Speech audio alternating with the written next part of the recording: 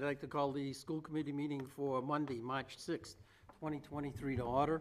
If you'd stand for the Pledge of Allegiance, please. I pledge Allegiance to the flag of the United States of America and to the republic for which it stands, one nation, under God, indivisible, with liberty and justice for all.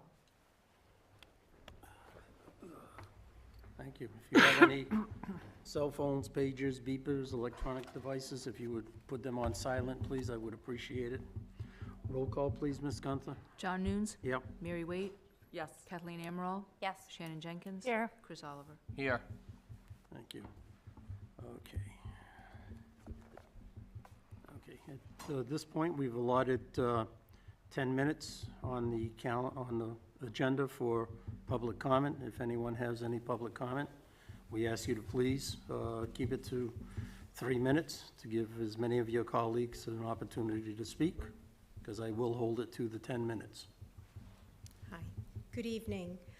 I am Carrie DeJesus, English language education teacher at Demello and Potter Schools.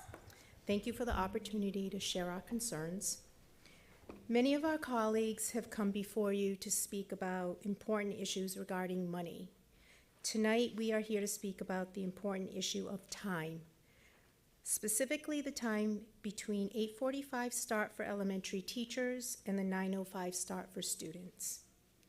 When I began teaching in Dartmouth 21 years ago, students went to the playground starting at 8:45 until 9 o'clock.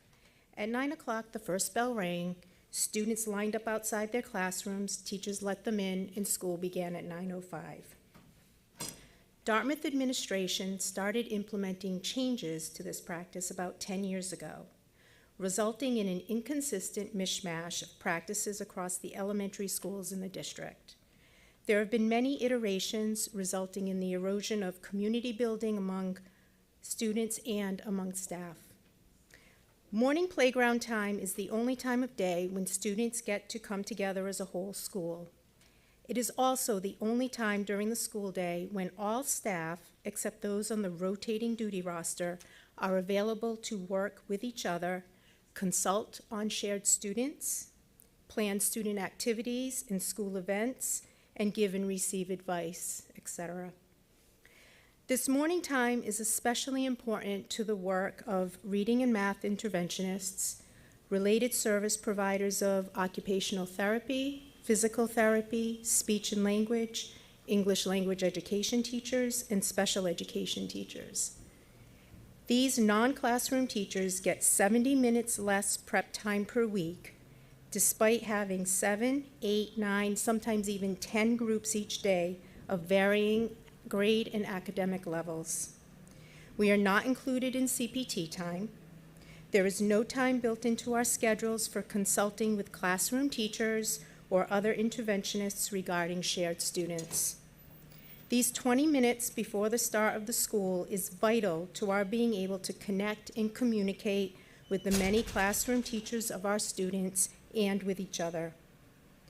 Instead, this valuable time is used sitting in classrooms to provide classroom teachers coverage, standing in sometimes empty hallways, or being assigned unnecessary duties for the sake of everyone having a duty. 100 minutes per week per staff member is spent just on morning duties. All of these staff members then do it again at the end of the day for afternoon duty for an additional 50 to 75 minutes per week per staff member. That is approximately 3 hours per week per staff member on duties. Returning to the practice of outside playtime in the morning would be beneficial to our students as well. Our current practice of students doing seat work at their desks or on their Chromebooks until 9:05 just adds to the current concerns of increased screen time and sedentary lifestyles and decreased social and emotional skills. Furthermore, giving back this morning time for teachers to use productively comes at no monetary cost to the district. Thank you for your consideration in this important matter.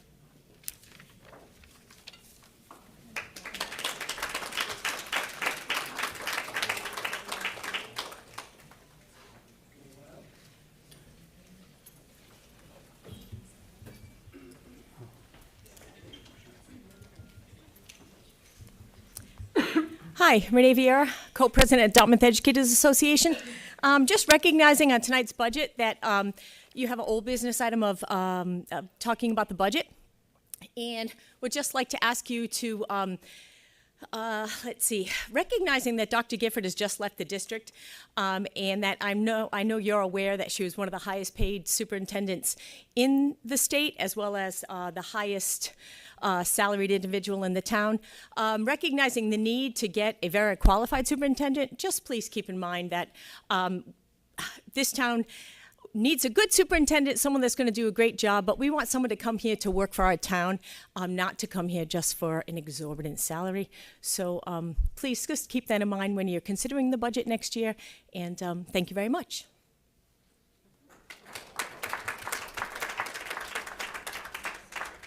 Anyone else? Okay, we'll move on. Approval of minutes, both regular and executive session. Mr. Chair, I'll move February approval. 13th. I'll I'm move sorry. approval of the regular session minutes for February 13th. Second. I'll second that. Moved by Dr. Jenkins, second by Ms. Amaral. On the motion, any discussion? Hearing none, all in favor? Aye. Opposed? I have to abstain. Abstain? No. Welcome back, by the way, I'm sorry. Thanks. Good to see you. Yeah, thank you. The executive session minutes of the same night. Mr. Chair, I'll move approval with the stipulation that they be held until the matters under consideration are finalized. Second. Moved by Dr. Jenkins, second by Ms. Amaral. On the motion, any discussion? Hearing none, all in favor? Aye. Opposed? Motion carries unanimously. Okay, our student rep is unable to be with us tonight due to a previous commitment. Everything is okay, it's just he has a commitment, so we will move on. You want to take the spotlight? Sure. All right. Mr. Kiley? Thank you, Mr. Nunes. We're excited to welcome Mrs. Correa and Mr. Hill tonight for our Demello Spotlight on Kids. And I think they have some special guests they're bringing with them. We do. So, hello, and thank you so much for inviting Mr. Hill and I to talk about the Demello School tonight. While our goal today is to spotlight a new and very exciting initiative that we've launched at the Demello School this year, we'd like to begin our presentation with just a brief overview of what we've been working on for the past 6 months. First and foremost, I know I can speak for Mr. Hill when I say that it is a complete honor and privilege for us to work at and lead the Demello School. Our community is made up of a talented and dedicated staff who put students first, hardworking students who make us proud, and positive, supportive families with whom we partner every day. We are lucky, and it is a joy. This year, we continue to focus on addressing learning loss from the pandemic, particularly in the areas of literacy and math. At the beginning of the year, we invested a good amount of time meeting with grade level teams and interventionists to look at our data and instruction in order to identify areas of strength and weakness and make adjustments. Out of those meetings came our decision as a school to commit to several initiatives around literacy. Oh, I'm sorry, I'm not even advancing my slides. You missed the picture of the building in the front. Okay, so the first thing implemented across the board was a return to daily targeted small group phonics and comprehension instruction during the reading block, which sounds like something we should have been doing the whole time, but due to the pandemic and social distancing constraints, we lost sight of a little bit. So that is something that we decided as a school to bring back in full force starting at the beginning of the year. We also decided to provide grade levels with professional development tailored to their specific needs. Keeping our focus on small group instruction in mind and knowing that our first grade team had received guided reading training during the 21-22 school year, we expanded this work to grade 2 this year with 2 full days of guided reading PD facilitated by our literacy coach. Additionally, our third grade team engaged in a 2-day professional development also provided by our coach on text complexity and how teachers can effectively select and utilize various texts to support students' reading development. And finally, as you know, the district has been piloting the Foundation's reading program in grades 1 through 3 this year. The consensus of our piloting teachers is that this program has already had an incredibly positive impact on our students' reading, and we are currently supporting our first and second grade teachers as they're already preparing for full implementation next year. In addition to our focus on small group instruction and reading professional development, our Demello School Literacy Committee has been busy at work on many initiatives to promote reading throughout our building and community. Last fall, the committee partnered with our first grade team on First Grade Literacy Night, a camp-out-themed family night focused on read-alouds and sight word fun. In February, we celebrated World Read Aloud Day with virtual author visits to each of our classrooms. Our Literacy Committee also organized our annual bookmark design contest, as well as the full return of blankets and books, a designated time, as the name suggests, when students and staff simply curl up with a blanket and a favorite book to read for a while. Looking ahead, our Literacy Committee has planned many engaging reading activities as part of our Demello March Madness Month. We are also looking forward to welcoming a local storyteller and in-person guest readers to Demello this spring, as well as hosting another Bingo for Books event getting towards the end of the year, so stay tuned for more details on that. Moving on to math. We continue to focus on the full implementation of the Bridges program with consistency and integrity. This year, we felt it was important for all teachers to deepen their understanding of the components of the program, as well as the number corner portion of our daily lessons. Our incredible math coach has taken this challenge on, and she has modeled number corner lessons for each grade level team over the first half of this school year. This month, she will begin modeling all other components of the program for all teachers in grades 1 through 5.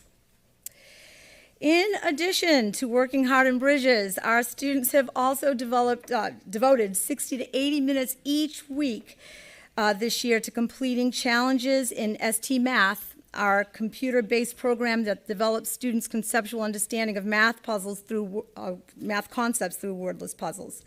This year, we are focused on targeting puzzles to the individual needs of students, and it is no understatement when I say that Demello School is obsessed with ST Math and its lovable and supportive penguin mascot, Gigi, who's pictured on the slide. If you get to visit Demello, you will have the opportunity to walk down our Hall of Gigi's, where students have designed and decorated images of this beloved penguin. Last month, we challenged our students to complete 60,000 puzzles in ST Math. By February vacation, our students had exceeded that goal by completing nearly 80,000 puzzles, and now we are preparing for a celebratory visit from Gigi. It's very exciting to recognize the hard work that all of our students do. Looking ahead, we are starting March Madness, which engages our classrooms in a friendly competition to see who can complete the most puzzles each week during the month of March. The students are already buzzing about which class might go all the way and win the tourney. Again, stay tuned. And so that is what we've been working on in terms of reading and math at Demello, and I'm going to turn this presentation over to Mr. Hill, who will talk to you about our community partnerships as well as PBIS at Demello. Good evening. Good evening, everyone. All right, so in terms of looking at community partnerships and projects, on the slide here, we have had the opportunity this year to partner with the New Bedford Symphony Orchestra and are happy to announce that this year's Learning in Concert is entitled Symmetry in Shapes and Sounds. So here students are learning to recognize that symmetry surrounds them in their environment, in music, in architecture of their school buildings, and even in their own backyard. And in fact, today, our 3rd and 4th grade students had the opportunity to visit the Zeiterion Theater to listen to the New Bedford Symphony Orchestra as they incorporated symmetry into their music. With the Grade 5 Holiday Hope Project, so in keeping with Demello traditions, our 5th grade once again has adopted families to support through the holidays as part of the New Bedford Child and Family Service Holiday Hope campaign. Looking at, so we talked a little bit about the New Bedford Symphony Orchestra. Bullet 2, Demello Elementary is partnering with the Harvest Farm South Coast Y to plan an Arbor Day tree planting ceremony. So the Dartmouth Tree Committee will be donating a tree to plant here at Demello School. And as part of the ceremony, students, particularly in 4th and 5th grade, will be participating in sharing some artwork or poems. In addition to that, PTO and the Harvest Farm South Coast Y in Demello will be working in building garden beds at the Demello School to incorporate gardening into their science curriculum. To start, we're thinking of starting with wildflowers, and we'll see where it grows from there. Okay, for our PBIS, at Demello, we've refined our leader of the pack.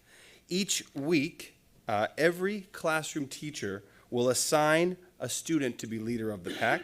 So paw prints are sent to each classroom where each student in class will think of and write a positive comment about the assigned leader of the pack. Paw prints are then hung in the main hallway for everyone to see. At the end of the week, paw prints are then sent home to be shared with their families. Leaders of the pack students are also announced during Ms. Correa and myself morning announcements. Okay. In addition to PBS, we have our Students of the Month. So at Demello, we've designated specific character traits for each month of the school year. So for example, perseverance is dedicated for the month of March. So classroom teachers will observe their class for that month, and the student that most resonates that character trait will be awarded Student of the Month. Each month, Demello holds a Student of the Month ceremony where parents, grandparents, guardians have the opportunity to come in and watch their child as they are announced Student of the Month. Families also then have the opportunity to take a picture using our green screen facilitated by our very own Liz Fossey. And lastly, we've incorporated community meetings into the school year, so to help reinforce and teach key characteristics of who we are at Demello, which is to be respectful, responsible, and safe. Community meetings have occurred, like I said, throughout the year with various themes. In the slide here, you'll see our 5th grade student council performed a skit for the entire school, focusing on what it means to be respectful. So using input from our teachers, which could be observations or collecting behavior data, that is what drives our community meetings.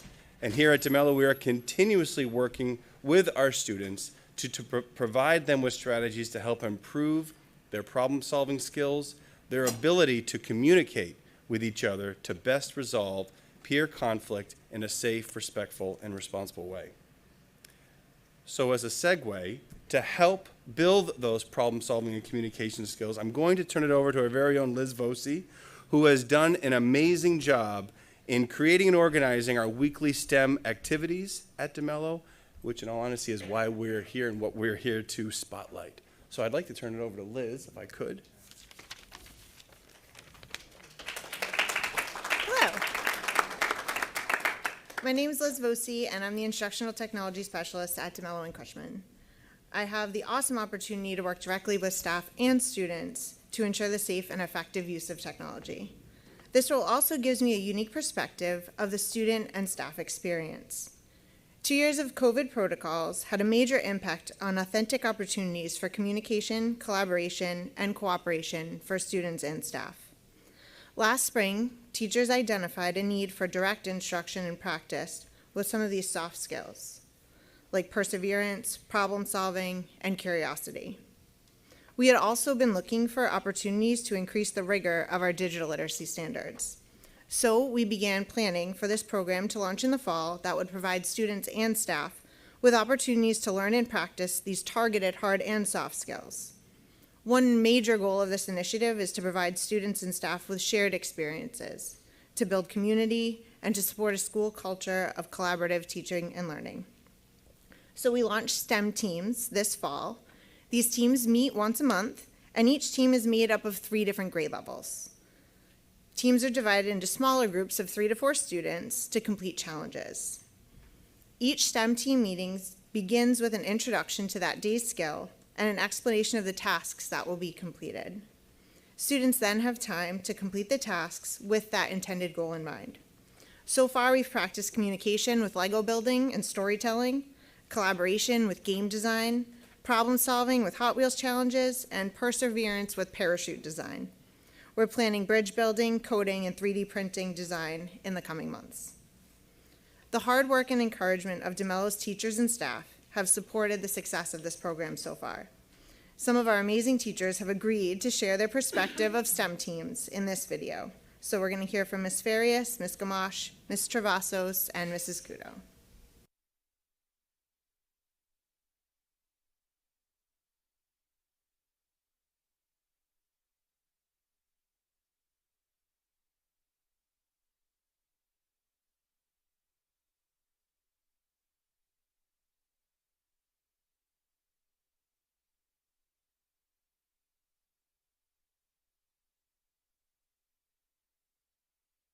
To communicate with younger students. For example, recently we did a STEM project where they had to move a Hot Wheels car from one end of the table to the other without touching it, and they were able to both communicate with their 3rd and 1st grade partners, but also allow those younger students to come up with an idea that might not have worked and let them try it anyway. Okay, so the one thing I love, there's many things I love about STEM teams, but one thing that I love is when we were making games, board games with the kids, watching them work together to go through the whole process and create the board game, starting with planning it out, seeing what they could do, then the planning, and then giving it a name, coming up with their rules. They had to test it, and they got to create it, and then they got to play it. And it was a great way of collaborating with the older and the younger kids together and making everybody feel included. Throughout STEM teams, students learn to collaborate with each other. They learn how to problem solve and to have patience. Our younger students are able to have older role models and learn ways of communicating. When creating parachutes, students were able to explain which ways they thought the parachute should be built, and although they may have had different opinions, they were able to come to an agreement and test out their models. Our students really look forward to STEM Team Fridays. Teams complete their As a 5th grade teacher, it's been really great working on. Sorry about that. As teams complete their tasks, they track their conversation, planning, and progress using iPads. Teachers also circulate around the room and recognize students who are modeling these skills by giving them STEM champion tickets. And at the end of each meeting, we choose one ticket and announce a STEM champion for that day. The champion and their team are recognized and share their success with the whole group. Their picture also goes up on our STEM Wall of Fame. We're so lucky because we have a few of our STEM champions here with us tonight to talk a little bit about their experience with STEM team. So first we have Adeline Scott, who's a 2nd grader in Miss Reynolds' class, and she's one of our STEM champions. Come on over, Adeline.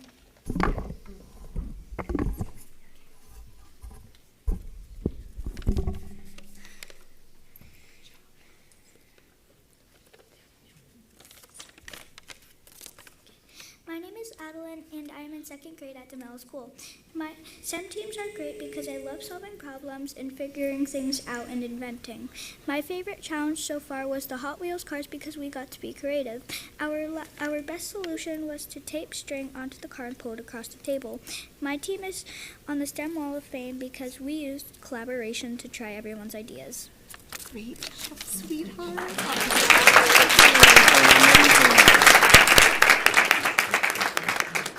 Next we have Maeve Firth, who's a 4th grader in Miss Markey's class. This is not working.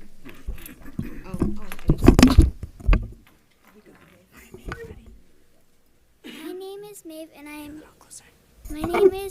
am in 4th grade at Demello School. STEM teams are great because I love doing hands-on activities and using my imagination. My favorite challenge so far was the parachute design because we got to make parachutes and test them by sending them up to the ceiling. My team built parachutes with the strings attached in different spots, and we found out that parachutes work best with the strings attached on the outside edges. My team is on the STEM Wall of Fame because we don't give up when something doesn't work on the first time, and we cheer for each other.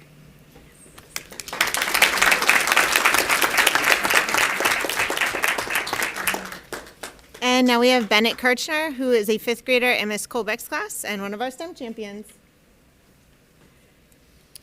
Hello, my name is Bennett.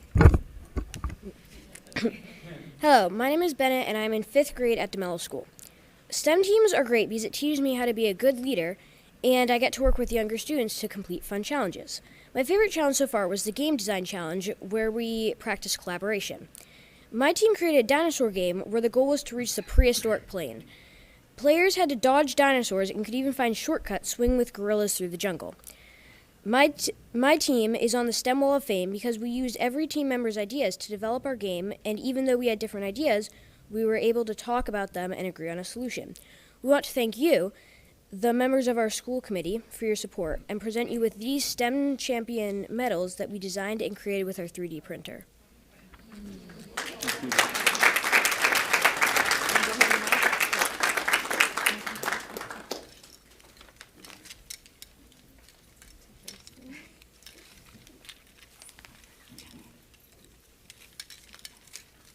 Walk around the back so you don't trip.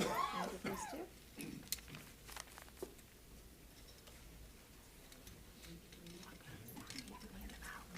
Great job.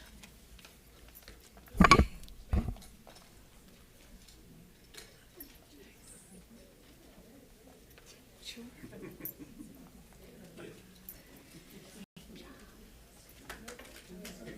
Isn't that cool?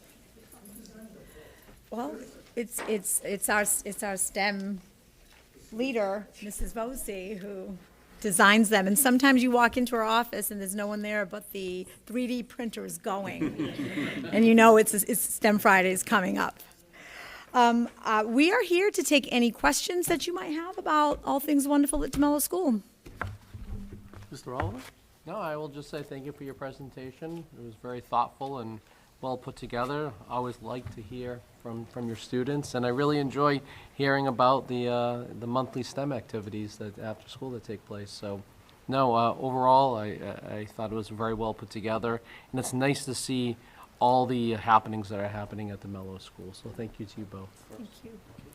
Yeah, I'll just echo my colleagues' comments. It was great. Thank you to our students who came out tonight. They were great spokespeople for the STEM challenges, and I just think it's really great to see them working on teams on these creative sorts of problems. So awesome. Thank you.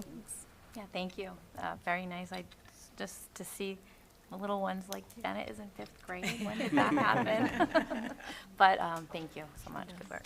Yes, thank you. And again, I remember, back when Miss Correa had my daughter, and you were doing, STEM projects on Fridays, and so it all comes full circle. And it's, and again, like I love the emphasis on, as I see it, trying to as part of this, like trying to, regain those soft skills. It's so important, and such, I just remember even going into schools with junior achievement last spring. It was something that many teachers mentioned to me is that, they were seeing, a lot of challenges around trying to do group work, and so celebrating the skills that make groups successful, and that's amazing, and they're having so much fun. So thank you. And we'd like to welcome you any Friday, any STEM Friday, 1:30, Mrs. Vosey, or after, come in and you can see maybe up to 2 groups working on different projects. It's literally the highlight of the week, I think, for the students and the teachers. Yeah, that's great. Thank you. Thank you Thank very you. much. Thank you.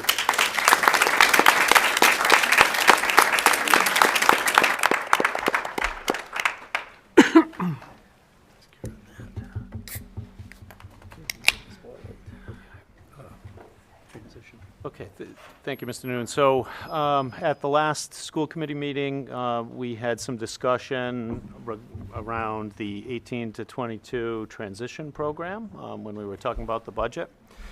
We have Mrs. Townsend, Mrs. Jodwin, Mr. Shea, Mr. Bro, Ms. Coker-Pierpont here, who've prepared a thorough presentation for you, and you'll have an opportunity to ask questions and find out more about the program that we proposed.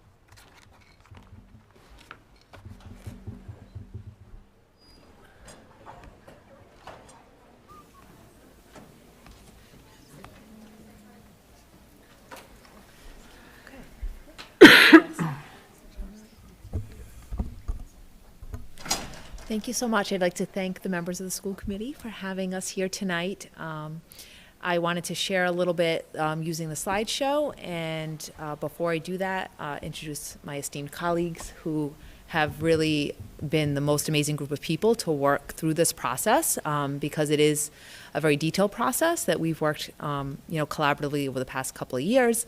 So Mrs. Coker-Pierpont, Mr. Shea, Mr. Bro, Ms. Jodwin here with me. So I'd like to share with you a little bit of the history and kind of where we are and where we've been, and then I'm going to have my colleagues answer any of your questions. So just to begin a little bit about why now. As you know, we always, when we're creating new programs or thinking about new programs, you always have to ask, your why. So the reason, why now and what has really brought us to bringing it through the budget proposal this school year. Students really drive the transition planning process. We feel very strongly that students of all ages, but especially in transition age, should have a voice and a say in their services as it relates to special education. And our students have independently expressed a desire to stay closer to our school community. An in-district transition program would allow students to receive the quality education for all in the least restrictive environment that fosters both community connections in and around Dartmouth.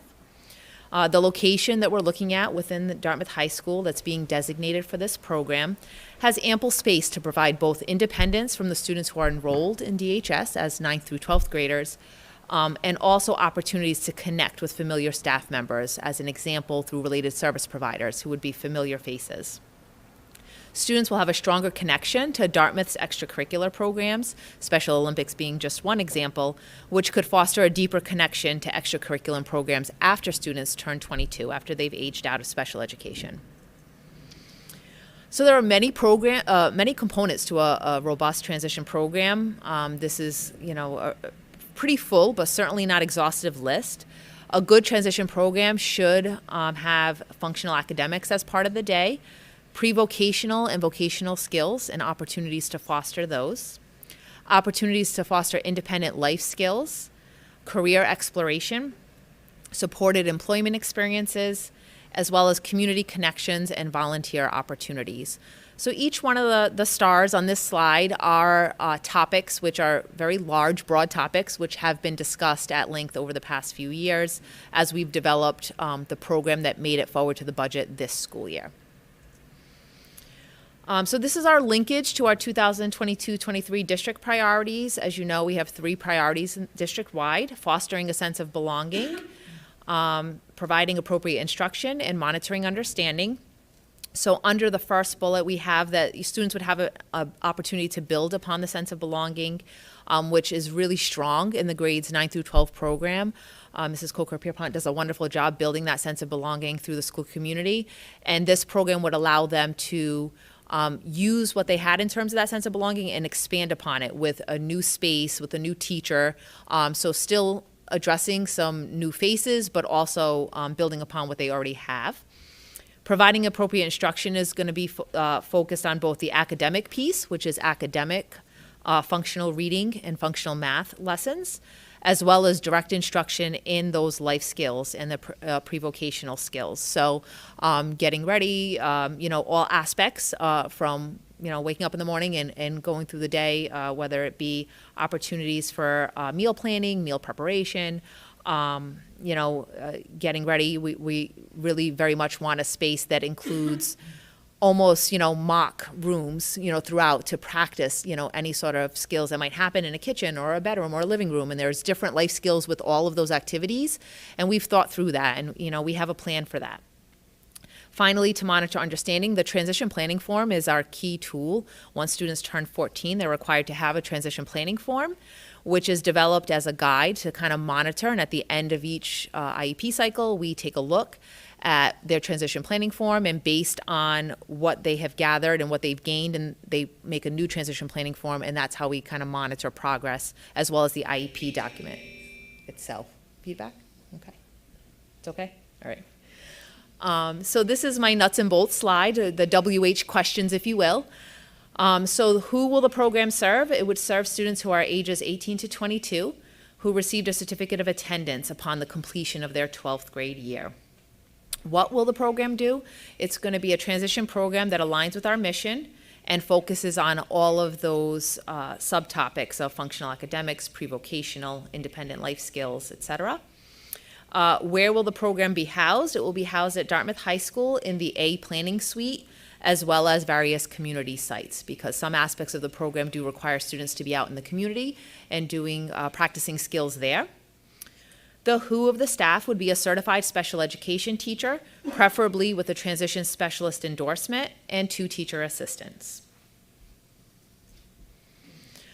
I have 2 separate planning slides. One is to separate out prior to September of this year, and one that more thoroughly talks about what we've done since September.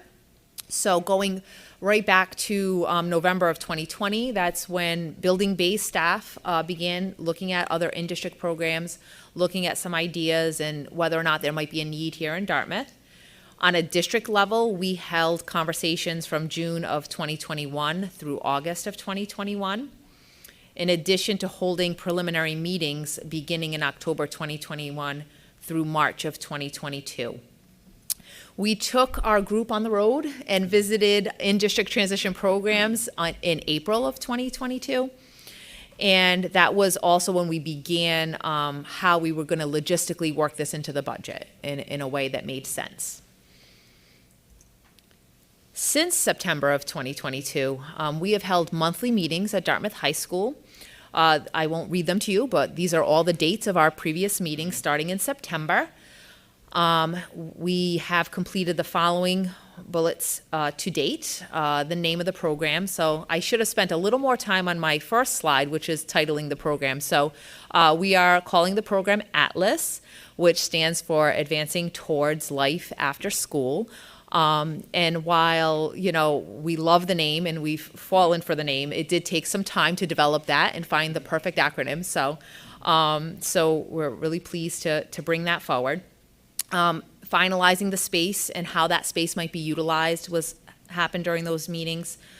We have developed, it's still being fine-tuned, but we've almost finished the job posting for the special ed teacher to be hired for this position. We've looked at transportation options for how to get community outings scheduled. We've talked preliminarily about construction projects or any facilities projects that may be needed, but we're actually going to be looping in maintenance and facilities and Mr. Kiley in future meetings as well.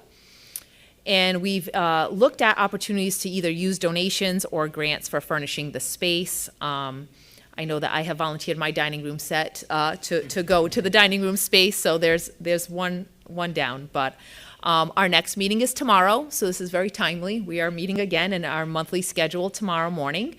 We meet in the A Planning Suite in the space that will be, or we hope will be, the ATLAS program, so that we can kind of really absorb as we're talking and meeting. Just visualizing is a little easier when we meet in the space. A little bit about our goals for the future, and this is, you know, by the end of year 1, we expect staff in the program to be very well versed in the individual needs of the first cohort of ATLAS, and they're going to make adjustments based on how that first year went for each student. By the end of year 1, we would want those community-based experiences to have occurred at least once a week in the first year through either district-provided transportation or demand response transportation, or both. We think that in some ways both would actually be a more robust way to give students opportunities for transportation. And at the end of year 1, reviewing program needs and making changes. By the end of the year 2, we would hope that students would continue to receive that individualized instruction and have an opportunity for up to 3 days a week of community experiences through volunteering, project-based learning, or supported employment.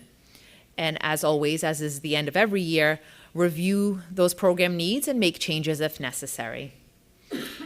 By the end of year 3, we hope that a really strong trajectory has been built that develops a profile of an ATLAS student who is 18 to 19 versus a profile of an ATLAS student who is 20 and 20 or through 22, with the hope that the students who are ages 20 to 22 have increased supported employment as they're getting closer to that age out. As well as by the end of year 3, discussions about the viability at that point and just investigating tuitioning in students from neighboring districts. And then, as always, reviewing all program needs and making changes if necessary, and that's at the end of every year. So before I turn it over to my esteemed colleagues for the questions, I want to preface the question and answer section, and I'm going to step away and not come back. They will be taking over at this point. By prefacing to say that every question that you have, that at least to my knowledge you've already had or have had, either discussed, whether we've, chatted, through individual questions you've asked or through public meeting questions, are questions that I myself had as a director. I just want to be very transparent. I had the questions, and I can tell you that it is the folks behind me who are going to be answering it for you who were the ones who answered it for me. So I just, you're in very good hands. Any questions that you have regarding the program, I'll just ask as each question is asked, and one of them will step up and answer those for you. Thank you again for your time. We appreciate it.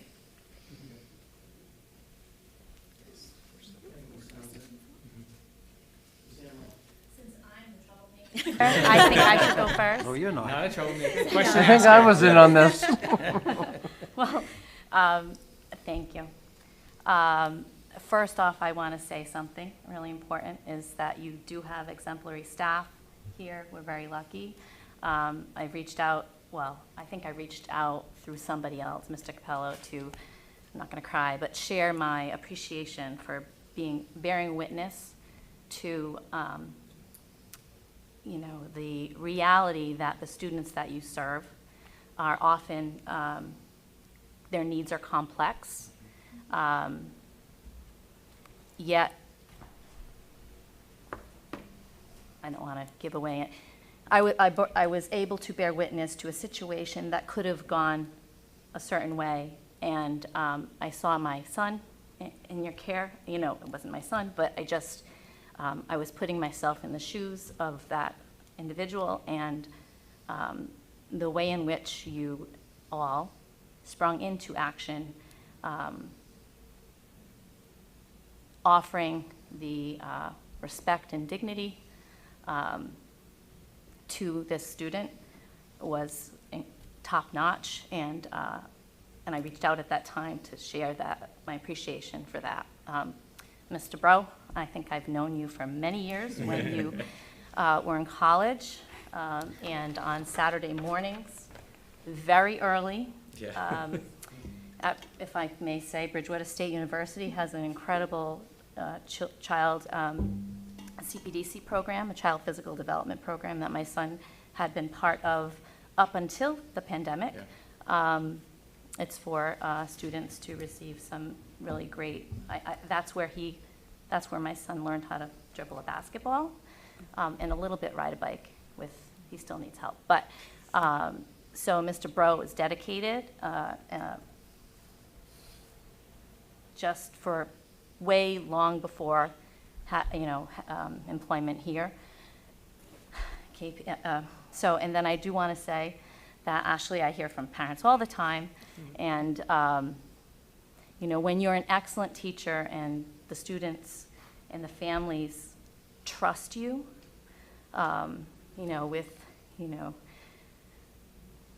sometimes students can't even tell you when their nose is itchy, and parents are protective, and it's really hard to trust. And I know that parents trust you. So I just want to preface that by saying all of that. I've been there. I have many, many wonderful staff who I never wanted to leave and are still part of our life. So, but with that comes my reasoning, for questioning is just, my inbox the next day was like, what? I probably was the person that you would least think to ask questions. And it wasn't because I didn't think that you guys are awesome and that there is a need. I was worried with the budget, and I was thinking, oh my gosh, I don't want to start something I've seen, as I said last meeting, not go well. And I wouldn't want that for Dartmouth, not because of intending it to not go well. And so I just had a couple points. So I do have a question, and I have a couple more things to say. But has there been any discussion about partnering with like UMass Dartmouth for some space? You can just even do a yes or no. or would there be a potential of some sort of I'm just thinking like Massachusetts is the first in the nation to pass the law to entitle students with intellectual disabilities, to college. Right. And leveraging that in some way, not necessarily UMass, but BCC or another university. And we've talked about that, Okay. and, not, obviously not in year one. Yep. But, Bridgewater has a wonderful program, the ICE program. BCC has the Macy program, which is, another program that's very similar. And, we want students to have those opportunities, to be able to explore colleges and a college environment. And, those partnerships are definitely a piece of all of this. This program isn't something that can just be done here. In some ways, it's so much more of a community program than in a community-based program in terms of really leveraging some of the partnerships with community businesses, community volunteer centers, as well as the higher ed as well. And so with that, that was my other worry was just, oh gosh, how can one teacher and one TA, how can they build these partnerships? I mean, is it going to be slow going? Has there been some work? I can't imagine that that's an easy task, but an important one, and obviously one that you have in your trajectory. So. Yeah, and we're lucky that we already have like a lot of sort of relationships with businesses, whether it's been through Special Olympics or our unified sports programs. We have a lot of connections out in the community already, and so that's sort of what our main focus is keeping our students in our community. When they've gone to outplacements, they're not really in Dartmouth anymore, and they've built such a sense of community here in Dartmouth that we want to continue that. We want them to have paid employment within our own community. That's sort of like the goal. Yeah. And when we look at it from Special Olympics, right, I mean, the both of us are involved with Mr. Capello, obviously, and we just look at the large scope and sequence. And when Mr. Capello first started here back in the early 90s, he has that group of students that still every spring come back to unified practices, and then they are here for the school day games, and they travel with us to Boston. And, my aunt's one of them, she just turned 50. So that group of people at that age is present. Unfortunately, in the last 10 to 15 years, we've lost a really big group of those kids. And, we're certainly doing our efforts outside of this program and its creation, but to get an 18 to 22 program here, but then to get a 22 plus program for Special Olympics, because we want that to continue. So in collaboration, I know Beth mentioned it on a slide, that's just one of the many facets that we're looking at for community partnerships to, like Ashley said, really make this something that's long lasting. And I want to I'm sorry to occupy all that. What I was happy to see, like your goals of increasing the community, and we know any day, anything can happen. My own son loves to go out in the community. He's actually 19 and he's in a transition program, and he washes windows at an auto mechanic store, and he loves it, and he throws tires around. But sometimes it's difficult for him to leave his school because he has some preferred staff and that sort of thing. So there goes my other, being such a great teacher and having people not want to leave you. I like that your plan to increase and sort of separate a little, and not that you're going to be the teacher, right, but maybe you are, I don't know, but you might apply. No. But I like where I am, thanks.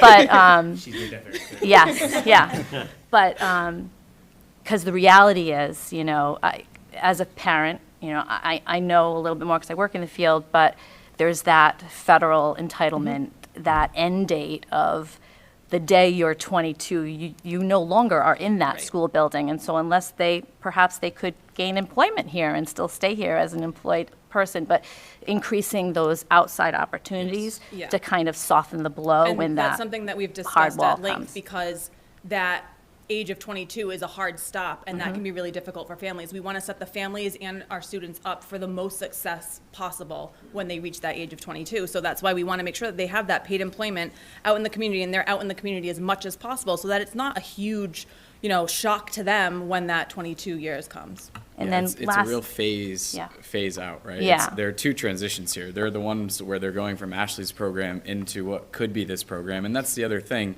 We've talked a lot in the last few meetings as this was coming to budget proposal and being pushed out here, that when you think of the IEP process, that I is individualized, and we understand that not every student is going to fit into this program. And we're not closing doors Answered my here. next We're not. question. We're hopefully opening more doors by having this as an option for students as they approach 18. But that first transition's 18, and they're going to come into this program. And yes, it is going to be building based for the most part. And we're starting to establish those connections and make sure that everyone is comfortable getting out into the community or can access the community. And then from really 19, 20, and into that 21st year, you're hopefully transitioning them more and more so that this is a fulfilled IEP transition plan and services collectively are all met. When that 22 day comes, they're ready for, that real world. and so then I will close off with saying that, I know we have the annual resource fair where all the money that comes on, we typically, Deb, the treasurer, Deb August, we've funded some bowling clubs and some other unified programming.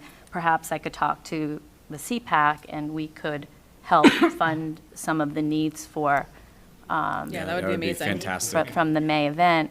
And you also have my wheels turning with my, vision planning and my colleagues in the field and collaborating and partnering and perhaps like having like MRC, the Next Gen program, like the staff and I'll come in and talk and for a CPAC meeting, maybe I can have a panel come in and some of my folks from DDS or so I'm thinking of what I can do in that realm to bring people into, because you don't know what you don't know, and there are so many little nuanced pockets of supports and programming that it's all in my head. So I'm happy to partner in this any way. opportunity. I know, obviously the past session there were some reservations and questions, and they were rightful, right? We totally understand that, and we respect And like those. Beth said, it's all of the questions that she's already asked Yeah, us. and I think to give you all a little bit more scope, this was presented to Ashley by a family. So this is family-driven, needs-driven. Does it have the opportunity to be a great monetary aspect, and cost-neutral? Of course. But this is family-driven, and it was back in 2020. So, there have been years and a lot of site visits and a lot of effort and planning and data collection that have gone into it because we hope that, through this, it's collaborative and that you can give us ideas, we can give you ideas, and then at the end of the day, we're working together to make this a really good program for our community. Not only for now, but for years to come. Right. I'll pass it over to somebody else now, sorry. Thank you. So I thank you. I think this presentation was great. I think as part of our role here, we need to do our due diligence to make sure that it's not that we doubt you, but that's what we're here at this table for. And I don't really have a question, but I just want to make a comment. We hear a lot of conversation in our community about do we support equality or equity in our schools, and this is what equity looks like. Not every 18 to 22-year-old needs to have a fully supported educational environment, but equity requires that some of our students do and that we do right by that. And so I just want to be clear about this. This is what an equitable education looks like. And so I'm happy to see you doing this and moving toward that, and I thank you for all the work that you put into this.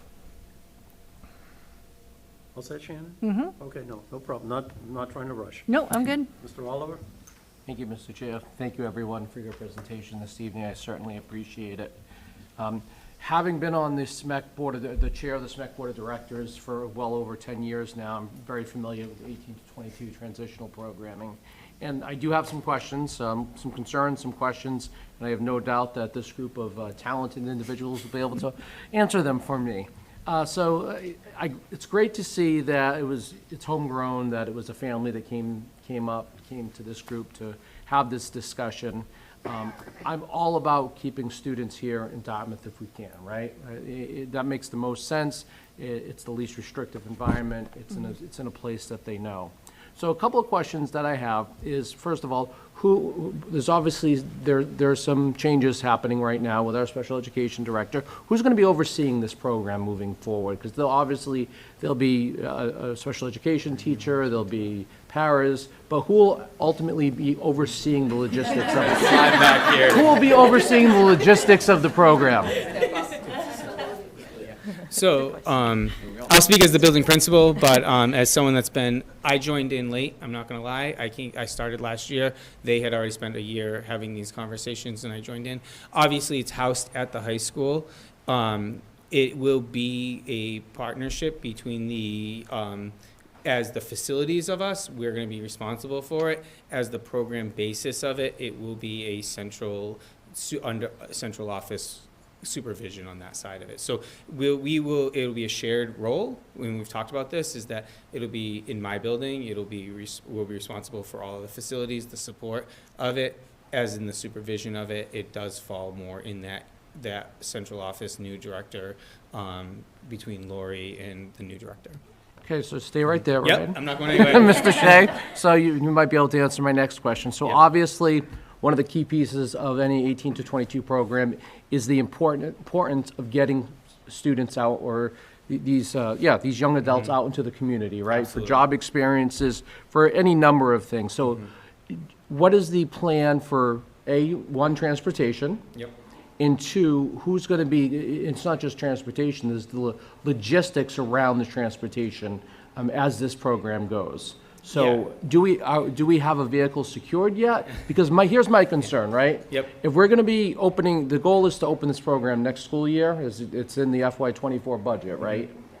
So the goal is to open this program next school year. So in my eyes, I want to make sure that any students, because I assume the intention is going to be to bring some students from back into this program, or is it just for new students? So it's just going to be our newly graduated students that's going to grow the program. So one of the advantages of starting next year is it's a small cohort. Yep. Where potentially now, again, John said it, the I is the individualized, right? So there's potential for students. That is potential when we give all options, if our option is chosen or not.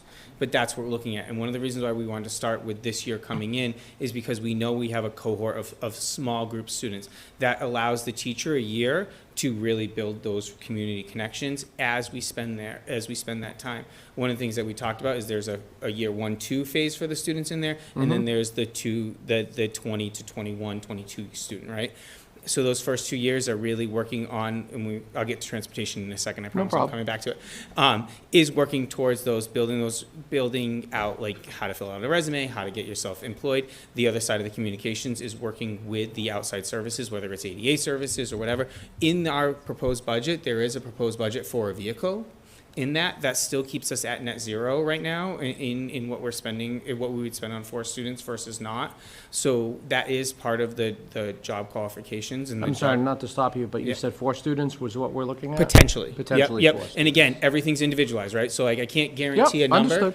on that side of that. So I want to be very careful with that, but there's potentially 4 students that could be there. And that's where we kind of get to that net zero but in our budget, there is a plan for a vehicle for whoever will be the teacher to do it, and that'll be part of the job description as well, the driving around and with the TAs as well. Great, thank you for that question. And we do want our students also, so yes, we do want the vehicle side of it, but we also really want them to be able to contact those services that can transport them as well too. We want them to have those life skills, so after they leave us when they're 23, there is no vehicle, right? So we want them to be able to get on the phone, set up for a doctor's appointment, a haircut, any of those supports that is out there. Certainly agree. On-demand service comes. Yes, of course. Certainly I agree, and I think that's something to work towards for sure. But I have no doubt that you'll need some kind of transportation for these students. Absolutely. And last but not least, we talked about a dining room set being maybe donating. However, is the intent obvious? The intent is to start this program next school year. Maybe this is a question for Mr. Kiley.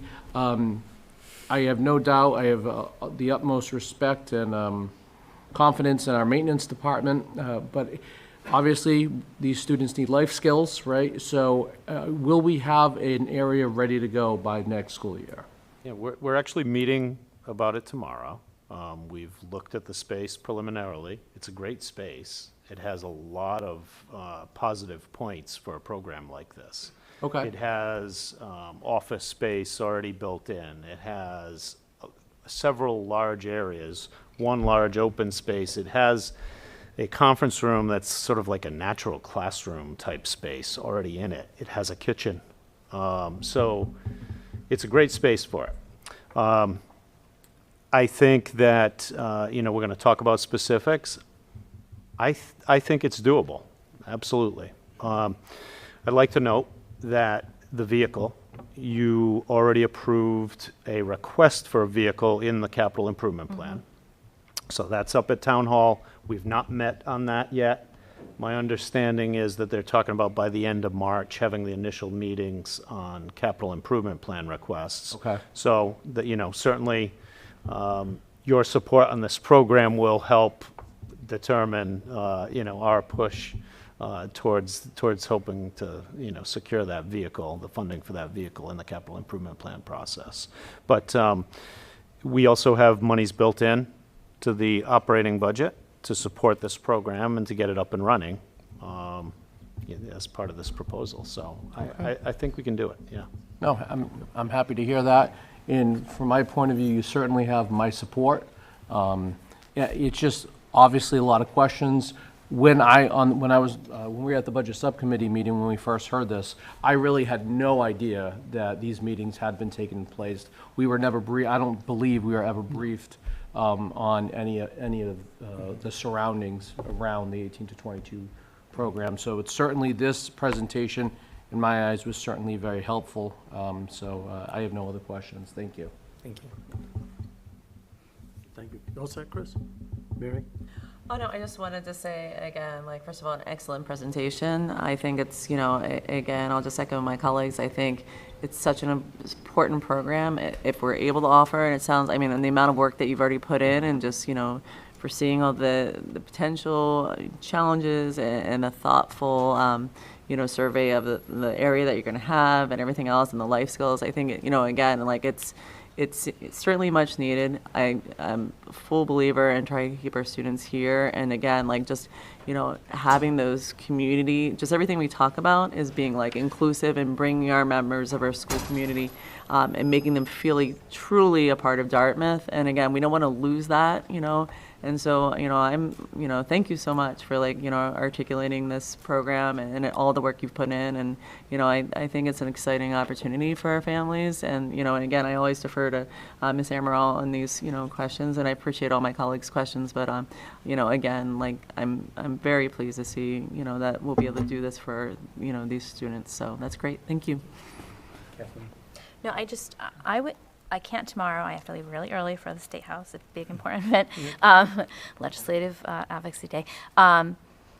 I would love to join a meeting, not even school committee. We don't design programs. We do not design curriculum. That is not our purview, we'll just say, but just worker in the human service field. Yeah, for sure. I would love to join at some point just to even And give to you jump some on, tips and people to contact, whatever. and absolutely, to jump on Mr. Oliver's comment too, it is scary because it's a great responsibility, right? And we understand that great responsibility. We are taking our students that we have said, you are now a graduate of Dartmouth High School, no matter what that term means. You are a graduate of Dartmouth High School, and we're preparing you for the future. So we understand the weight of the great responsibility, and that's conversations that we've had throughout this whole process, is that if we're going to take this on, we're going to do it right, and we're going to do it the best for our students. And there's not a better to campaign for students than you're going to talk about right here. So I think with that focus that we had from the start, is that this is for our students, no other reason,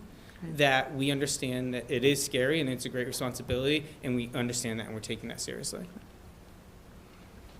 All set, Mary? Kathleen? Okay, good. A couple of quick questions I have, and as like Chris, I'm the treasurer for SMEC, and I've been there 18 years now as the treasurer, so kind of familiar with that transition program and such, so, know a little bit about that. But my thought, I go back to, you talked about your visits to other buildings in transition and that type of deal. What was good? Did they tell you what was good, what was bad, what's the pitfalls? That type of deal? Yeah, so back in 2021, we had preliminary conversations as a group already, and a lot of the questions that you've asked were ones that we answered. And I echo what Ryan said, because we understand the importance of this and we want to do it right. So a lot of those questions were addressed first, and then it was, okay, why don't we try to go see a couple of these programs and what they look like? And it was a fantastic experience. I mean, we were able to glean the good and the great and realize that there were some things that they might have done in their process of getting started that we don't want to come and, near and hopefully not have to go through some of the hurdles that they did. But Old Rochester's was the space. The space was the takeaway from them because they have a setup sort of similar to this planning area. And as Mr. Kiley alluded to a little bit, the areas, it's not like we're doing construction or anything. It's pretty much set up. It's more cleaning up the space and making it suitable. I've started the process of looking at donations, whether it's through Donors Choose, which Mr. Parati is excellent with, or if we're, simply looking at grants, which we've had in the past with community success, in getting furniture brought in. I know Ms. Townsend is a great donor already, which we have to thank her. But the space at Old Rochester was great, and we thought that there was a lot of potential here in-house for the space that we have decided on. And then Seekonk, their space was brand new, but a lot of what they're doing with the setup of it, whether it's curriculum, they have a therapeutic room, which was unbelievable. There are just so many things that we were able to take away and say, okay, this is what we want to sort of come back to the table, debrief on, and now craft how we can make this something that will become Atlas. And, a year and a half later, that's now where we're at. And a lot of the things that we saw were like hurdles that we sort of tackled head on was the transportation that you had brought up, Mr. Oliver. OR has a difficult time with the transportation, and we realize that sort of limits the amount of time they spend out in the community. We see, because so many of my students have gone on to SMEC, we see the importance of creating a community-based program. So we knew that transportation is going to be a huge thing that we need to make sure that we secure so that our students can be going out into the community to really get those life skills. Old Rochester has connections with BCC. And although transportation is a difficulty, they still make it happen. Mm-hmm. They've been really fortunate. And, Dr. Jenkins, this, college level classes right now, there's a lot of variety, whether it's in person, online, and ORRs use that to their advantage with BCC, where their students are auditing classes in an online manner. Again, we've tackled the transportation piece head on, so hopefully we're not closing doors, whether it's partnerships with UMass Dartmouth or BCC or Bridgewater, so that those are opportunities for our kids in the future. One last question that I have. When they go out to work, are they working like a regular school day, i.e., 8 to 2 or, 9 to 3, that type of deal? Yeah, so we talked about sort of the hours of the program, and we thought that right now it's best to keep them the regular high school hours. Mm-hmm. So we start at 7:30 in the morning, so maybe they can start out with some academics in the morning, and then they go out for a few hours into the community, whether they're doing job shadowing or volunteering, or they actually get paid employment. And then as their years progress in the program, their time spent out in the community increases throughout the day. So ideally, we've said, and this is sort of like a view of Mr. Shea's too, is that your typical senior year in high school, like he wants kids to be out in the community as much as possible, whether it's working or whether it's doing dual enrollment. It's the same thing for the Atlas program. We want our students to be out in the community, sort of showing off the skills that they've been able to learn while they've been with us here. Very good, thank you. Anybody with anything else? Thank you. No, thank you for your presentation. Thank you. Posting, yeah. Oh, yeah. The last thing to add too about this kind of idea of community-based, right, is we also want to foster what's already been established here. So we've met with the union just to try to talk through, again, some of the hurdles in Seekonk were union-based, and they had a really tough time getting this approved union-wise. And one of those sticking points were the hours, Mr. Noon. So they went with a totally different setup there. I think they're 9 to 3 or 9 to 4, which was really tough to get approved by their union. So we realized, all right, maybe that's a hurdle that we don't want to explore. Yeah. We'll go 7:30 to 2:15. But we've talked a lot about the space, and the copy machines are down there. There are bathrooms down there. So making sure that it's accessible for the faculty that need to access it, but also then creating opportunities. Ash and I were learning partners back in the day when that classroom did. It's not Meals on Wheels, Meals to Go, Meals to Go. And it was district-wide. So bringing something like that back, because again, you're teaching them the life skills of cooking and communication and how to get in order, and it's what they've already learned through Cafe Tuesday, but now we're just kind of changing the format of it. We've talked about opening a copy center where teachers can, back in the day when we were students, you were a departmental assistant, It was the best class. Can't say it was very rigorous. But again, bringing back that aspect of community. These students already know these teachers and the staff members and the students here. So why not foster that by having a copy center available? So I just think, we're also brainstorming a lot of these things through, and that's the best part about being able to hopefully collaborate, is we can continue to kind of set up what we truly think will be most successful. I do miss the meals to go, Mr. Bro. One of the other things, though, is that we don't want to make this seem like it's a one-size-fits-all. That, this program, if they're doing cooking, that everyone has to participate in that. Every child, every student is different. And so, we want to be able to provide opportunities that speak to the interests and the strengths of the students. So I just wanted to make that point. Kathleen? Just one last comment. I do, that sense of belonging, I just so appreciate it, because I do have a student who is out of district right now and probably wouldn't be well, who knows, but, and he just has such pride for this town. And I mean, there is not a time that we do not drive by Quinn Elementary, Demello, where he says basketball. He shoots. His sister played D-Gal there after, and went there to school, but he just thinks she played basketball there. He wears his class. He's a senior, and he wears his class of '23 shirt, and with such pride. Go by the middle school, the high school here. We joked, "You want to go to school?" It's such a sense of belonging, even for a student that is not in district right now. And that's because of the incredible folks that he's had support him. And, I've spoken of my son, who he does not have words, but he does say Capello. I think we all learned to say that quickly in this district. He does say that. So at any rate, I just appreciate that about Dartmouth Public Schools. Perfect, thank you. Thank you very much. Good luck. Thank you, everyone. Thank you all.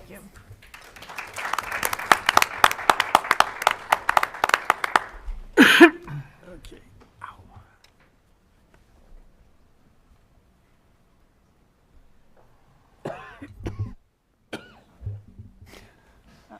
Standing on our heads. Now we're upside down. Uh-oh. I was surprised I could do this and I didn't. Gotta flip it. There we go. There you go.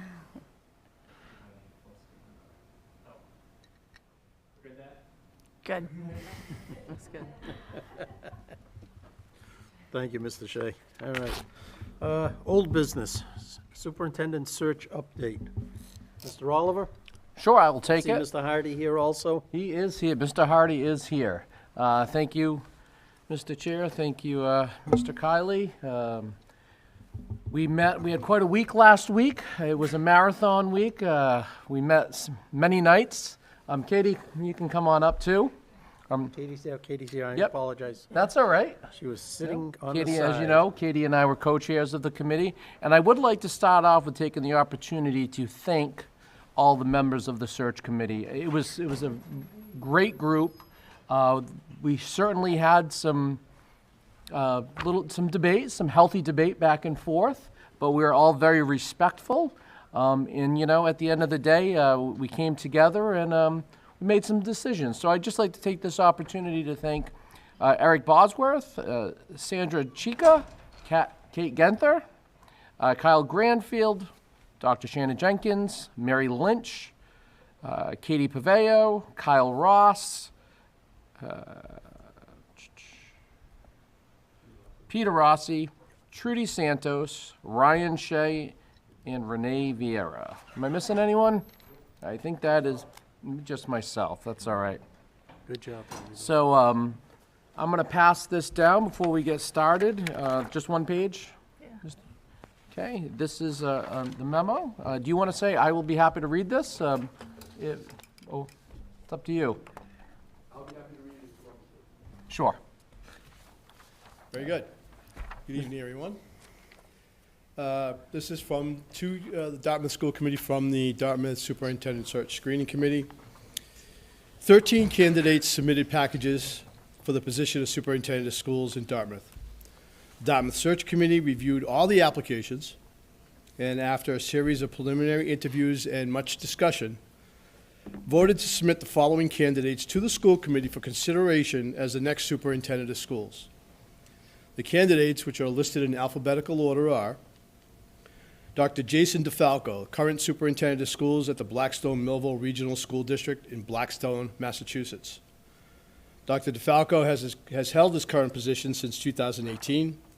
His previous positions include Deputy Superintendent, Chief Academic Officer in New Bedford, and the building principal in Southbridge, Somerville, and Worcester. He earned a master's degree from Worcester State College and a doctorate in PK-12 school leadership from Johnson & Wales University in Rhode Island. Dr. Robert Girardi, Jr., Superintendent of Schools, the New Shoreham School District, Block Island, Rhode Island. Dr. Girardi has held his current position since 2021. He was previously the Finance Director at Minuteman Vocational School and Superintendent of Schools in Maynard. He earned a master's degree from Providence College and a doctorate in Educational Administration from Boston College. Dr. June Saber McGuire, Assistant Superintendent, Brockton Public Schools, Brockton, Mass. Dr. Saber McGuire has held her current position since 2022, previously serving as Chief Academic Officer, Executive Director of Elementary Education, and Principal, as well as teacher, all in Brockton.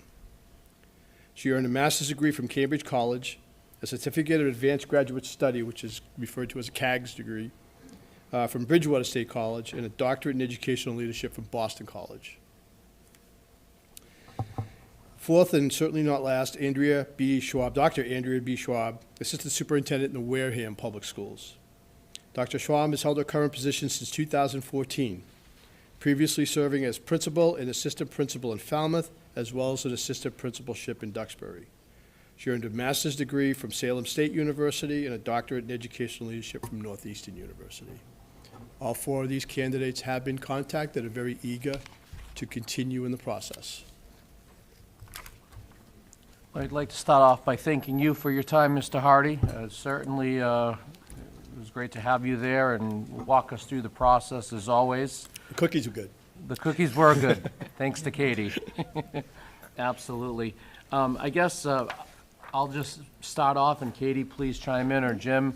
You know, we had some very good candidates come in for interviews. And it's all about, as Mr. Hardy said to us, it's all about fit, the right fit for the district.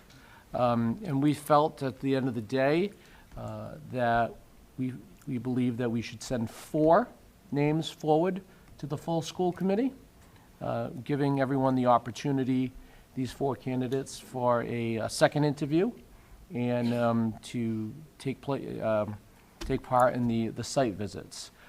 These are well-qualified candidates, all with their unique personalities, and I look forward to meeting them all again and taking this to the next level. Katie, would you like to add anything? No, well, yes. So I would like to echo your thanks to the members of the committee, because it certainly was quite a time commitment, and really everyone was just so prepared and really committed to the work, and I really appreciate that. I think, you know, we were very clear that our charge was to take a look at the candidates and bring forth names that we felt we would like for you to dig deeper, right? So it's your job now is to do the deep dive. We had a cursory glance and great first interviews, and these are folks that we would like for the committee to get to know on a deeper level. So I, again, just want to say thank you to all of you for your faith in us, and thank the committee for their really good work on this. Agreed. And Mr. Hardy, could you go over next steps with us? Sure. Of course, I told the search committee this that night, but again, I want to publicly thank them for their efforts. We calculated somewhere between 35 and 40 hours commitment into this, between the preliminary meeting where we did all the training, the time spent reviewing the 13 application packets, the time spent preparing for the interviews, the time spent in the interviews, and the time spent after the interviews deliberating. It was a lot of work done in a very short period of time, with most cases after everyone worked a full day. So they did a great job, and every candidate they interviewed, or every candidate they talked to, walked away with a positive impression of the Dartmouth Public Schools. They thought the committee was engaging, they were listening, they were active participants in the interviews, and every candidate felt good walking out the door. And that's a very positive plus on behalf of the district. So you can thank them for representing you in a stellar fashion. The next step in the process would be scheduling site visits for the candidates to come to Dartmouth. If the committee was going to go on site visits to the districts of the finalists, and then when would the final interviews be? I need a kind of sense from you when you want to do that, who would be willing to go on site visits, what days in the coming weeks would be absolutely terrible to bring a candidate into this district because of things going on. Like, I don't want to bring a candidate to a district on a professional half-day, things like that, so. Well, I think, first and foremost, thank you, everyone. Much appreciated. I think the first thing we have to figure out is when we can do the next round, when we can, have the candidates in-house, because I'd like to bring, usually, correct me if I'm wrong, Jim, is you bring the candidates in-house for a tour, bring that, and then have like the final interviews that night. That's typical. So. They only have to come here once. They only have to come once and that type of deal. My thought was at this point, just because of the way circumstances have worked out, that we have the candidates in for our next meeting, which is, we got to do some changes. Move our candidate, bring the candidates in for a site visit and the final interviews on Monday, March 20th. Okay? Now, that would then move our next school committee meeting to March 27th, because we've got to have the budget hearing. Mr. Chairman? Yeah. Bring all 4 candidates into the district the same day? I'm trying to get there at this point. Okay, all right. So either like for discussion purposes, or go, get 2 in on the 20th and 2 in on the 21st.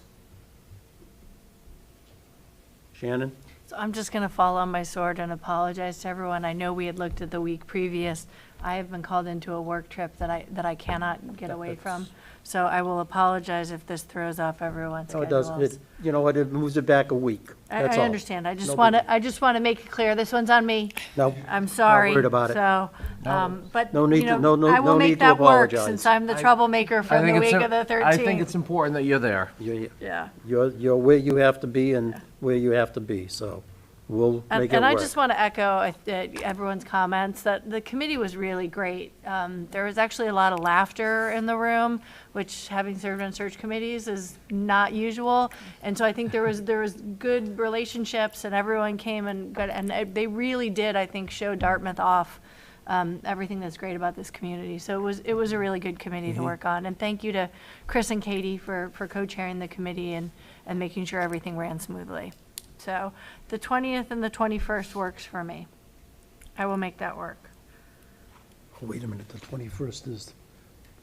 21st is candidates. 21st is candidates. So can we... For school committee For candidates. for the school committee candidates. Can we go Monday and Wednesday? Monday and Wednesday. I could do Monday. Sure, and although I will note, I won't put this on Kathleen. Looking back at our materials, I remember I had to miss my very first candidates night because we had scheduled the interviews for that evening. And I was like, look, right, if I'm not at the interviews, like, what am I here for? I'm not going to put that on you. I'm happy to do Wednesday, but there's definitely precedent there. So we're looking at the 20th and the 22nd? 20th and 22nd. Okay. We'll hold them in the auditorium. Do we want to The do it middle- here, or do we want to do it in a smaller venue? We're going to do it in the high school auditorium. Does that work? Is it available? It's in the evening. It's in the evening, it's Okay. available. All right. Okay. Okay, great. Already Awesome. gone that, Perfect. already stepped that far ahead, All right. That type You're of on it, deal. Mr. Nunes. Thank you. okay? Mr. Nunes, would that Yeah. be 6:30 at the same time, or what kind of? We do, you want to do, How, typically an hour? I'll just say, having done varying times last week, Do them at the same time. you might want to move that up a little bit. Yeah. Well, if you're doing 2 interviews each night, Yeah. if you could do 6, I Yeah. think you'd be a lot better off. yeah. Can we Because just- you're looking yeah, we at probably 6 to 6 to- 7:15, 7, Do right 6 about 7:15, then do 7:30. So So quarter you of have a 9. break in between, Yeah. Yep. plus a buffer time, Yeah. just in Can I case. ask a question? Sure. So, ahead. you're going to ask the same questions It's gonna be a to all 4 problem candidates? if you have That two was going to, different things. Well, for the semifinalist interviews, the candidate, the screening committee all ask the same questions of every candidate. Right. I understand where you're going though, because What I people but can what I watch on Monday. typically Yeah. suggest, well, I think you could do them all on the same day. well, here's my thought is, and I'm going to have a discussion with Mr. Parati on this. If he wants to tape it, by all means, but it doesn't go out live, and it doesn't go out. that was going to be my suggestion, Mr. Nunes, is that the Monday interviews would be broadcast Wednesday, while the Wednesday interviews are going on. Or no, they'd be broadcast on Thursday. Put them Either both way, out. But Shannon? I'll just offer an alternative. I've done this in searches that I have run at UMass Dartmouth, that we give the candidates the questions in advance. It allows the candidates to prepare, and, you know, I had people on my search committee who are like, we can't do that, everything's gonna be canned, but what instead we found is that some candidates gave us really thoughtful answers. And if we're asking for examples of where you built curriculum, do I want to know someone can think in 10 seconds? Is that a qualification on a job? Or is the qualification that this person could prepare and we hear their best answer and their best responses? So the other option is to simply give the candidates the questions in advance. I'll just put that out there. I'm an advocate for that. I think we see the best of candidates when we do it that way. See, I don't have a problem the night of the interviews having the questions on the table for the candidate. I'm So talking that- in Now, I know what you're advance. saying, I know what you're saying, and I'm telling you what I'm saying, okay? I understand what you're saying, now it's my turn.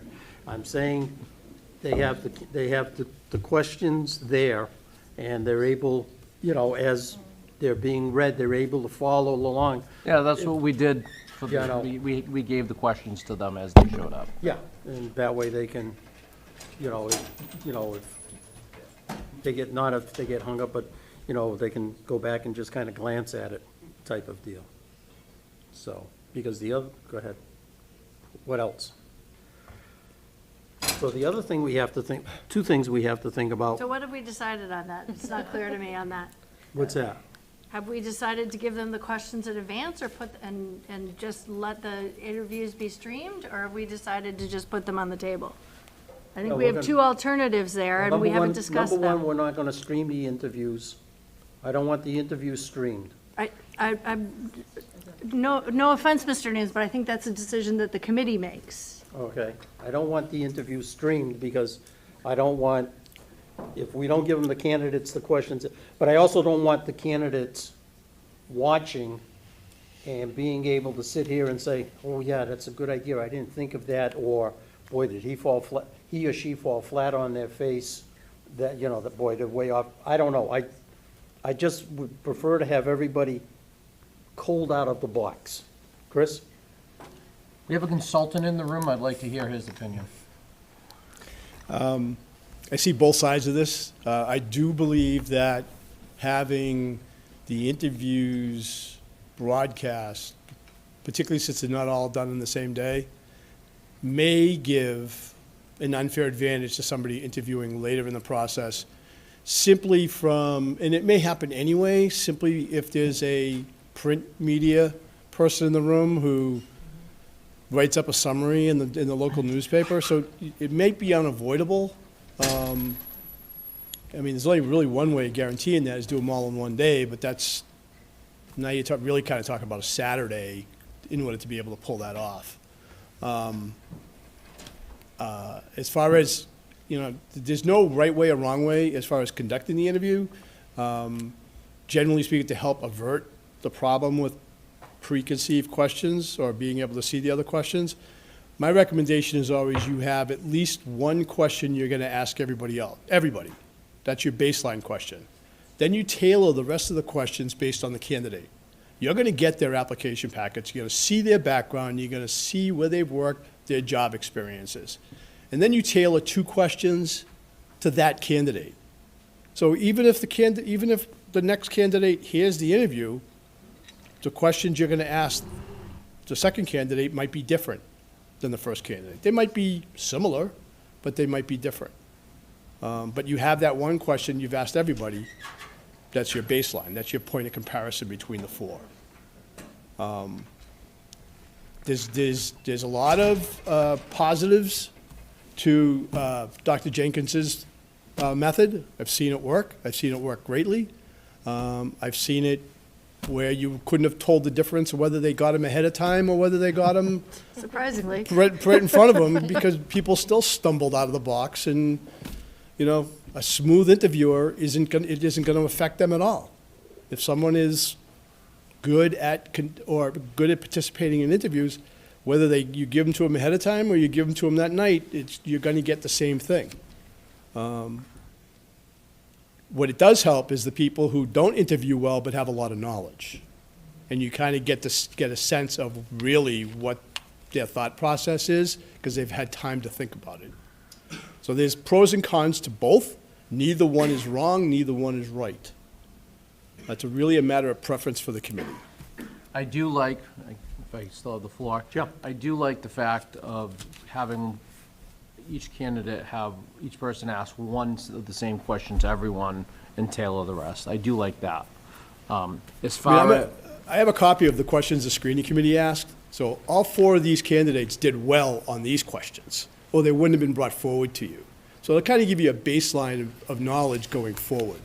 If they bombed these, then their names wouldn't be in front of you. Now, some did better on some questions than others, but that's the nature of the beast. I don't have a preference. Kath, Mary? I guess I just have a procedural question, and again, I regretfully wasn't at the last meeting that, we had, but when it comes to, let's say, like, because I actually would defer and lean towards Shannon's idea, at least with one question, I think, because I would like to see, like, what their thought process is and have that preparation. But secondly, what is the process of, like, creating questions among ourselves? Do we meet in executive session ahead of it, or, like, how does that, I guess that's one of the things that I'm curious about, because when you mentioned having, perhaps 2 questions that are unique to each candidate, like, when will we devise those? Like, again, will we do that as a group or just individually? So that's what I'm trying to understand. Yeah, the dilemma you run into is doing it as a group. You have to post it. It's a public that's what I meeting. would assume, so that's what I'm trying So to. what we did with the search committee process was that people submitted their questions to me. Okay. I compiled them into this document, Okay. which I'll pass around, because, Thank you. I don't exit, because you don't need there it you anymore. go. Giving Katie a graceful way to Yeah, thank go you. sit down again. Thank you. They submitted their questions to me. I compiled them into a document like this. Okay. Well, actually, it was this document. And then when people had duplicates, I contacted them directly and said, hey, look, we have 3 questions about this. Right. Do you want to go with your alternate question, or somebody sent me a really great question, or 2 really great questions, I'd really like the second one answered, do you mind asking that one? I think I did that with Dr. Jenkins. And then that way, you're not discussing together, so it's not a meeting. We don't meet the definition of meeting at the open meeting law, because I'm not a public official. Okay, that's what I was clarifying. And then the other part is, so ideally with the site, would you want this, ideally from procedure, would we want to have the site visits, I'm assuming, before we're meeting and doing those final interviews? So sometime in the next 2 weeks, it would be whoever is going on the site visits should ideally get to those sites? I was going to talk about your visits in a minute. Okay. All right? All right. So I'll defer Okay, that thanks, yeah. until we get through this part of it. Okay. So I'm assuming, Mr. Nunes, that people will, if they're 2 site visits in a day, we're going to start them in different locations and kind of reverse the schedule? Well, hadn't gotten that far, to be honest with you. Okay. Mr. Hardy, only because of I didn't know how, than if we were gonna have Yeah. 3 or 4 Sure. type of deal, so if it was 3, I was thinking, one, for discussion, Monday, Tuesday, Wednesday, or, Sure. that type, 3 days that way type of deal, with 4 of them, and one of them having to go to Block Island type of deal, that's, taking a ferry and catching, what time is the ferry run? challenge. That one, Yep. that's probably just the one and done. And again, I have never been to Block Island, and I don't know what the ferry schedule, Well, the other option is do it over the phone. Or Zoom. Or Zooms. We can set up a series of Zooms during the day, and you can log in from wherever you are and meet with people face-to-face there. Do we have to do that with all the candidates if we do Zoom, or can we do just the difficult to reach ones? Well, the We only- have a very fixation at UMass Dartmouth with treating everyone absolutely the same, so that's why I'm asking that, I if mean, that's okay. In my opinion, the only one that is difficult is Block Island. No disrespect. Agreed. No I disrespect, 100% Block agree. Island. But the other ones would be good to I did visit. speak to Dr. Girardi about that. He actually mentioned because it's winter, Yeah. so the ferry schedules. So we and could then do if that it's- one via If it's Zoom. windy, you may get stuck there if they don't We run the could do boat. that It's like one via Oh, going to Zoom. Nantucket sometimes. It's, Yeah. But he's the one that mentioned possible, either phone interviews or Zoom Okay. interviews. Okay. So it's something he was open to, Okay. under realizing the circumstances. But I also realized that, he's only been in Block Island for a year. You may want to talk to some people from a previous district as well, so. Yeah. But we could set that up. So, Chris? so you bring up a good point, Jim, that he was only on Block Island for a year, and is it worth just doing these all on Zoom so we have an opportunity, because I have participated in these before on Zoom, in which you speak to the colleagues that may not be in their current district. Right. Is that something that you've seen done? Yep. But yeah, also probably because in the past couple of years with COVID and that type of deal. I did a whole search on Zoom, start to finish. I wouldn't be surprised, yeah. Hang on, Shannon, for 1 second, okay? Because going back to Mary's question, what I had thought about, and hoping that everyone would agree, outsiders included, but was, post a meeting for a workshop at Bush Street to talk about questions and that type of deal, but if, If that's what you want to do, you can do that. I know, and that was my thought. I hadn't thought of, that type of deal. So, I don't know if you, if you want to, if you want to, ship them to Jim, get the resumes and ship them to Jim, I'm good with that too. I personally, I'm in favor, I like the way that worked. I'm in favor of That's just fine. creating I'm good. them. I'm This good. This way, it saves us the having to meet and post another meeting. I'm hoping that somebody doesn't, I know, I got you. Yeah. I no, got you. Yep, Nope, absolutely. I'm good. My other question to you, Mr. Chair, is what are your thoughts on reversing, or maybe we're already thinking about this, having us go to their site or via Zoom next week? Shannon? Well, I want to ask, because I think I maybe saw a shaking of a head in the audience about the question of Zoom site visits.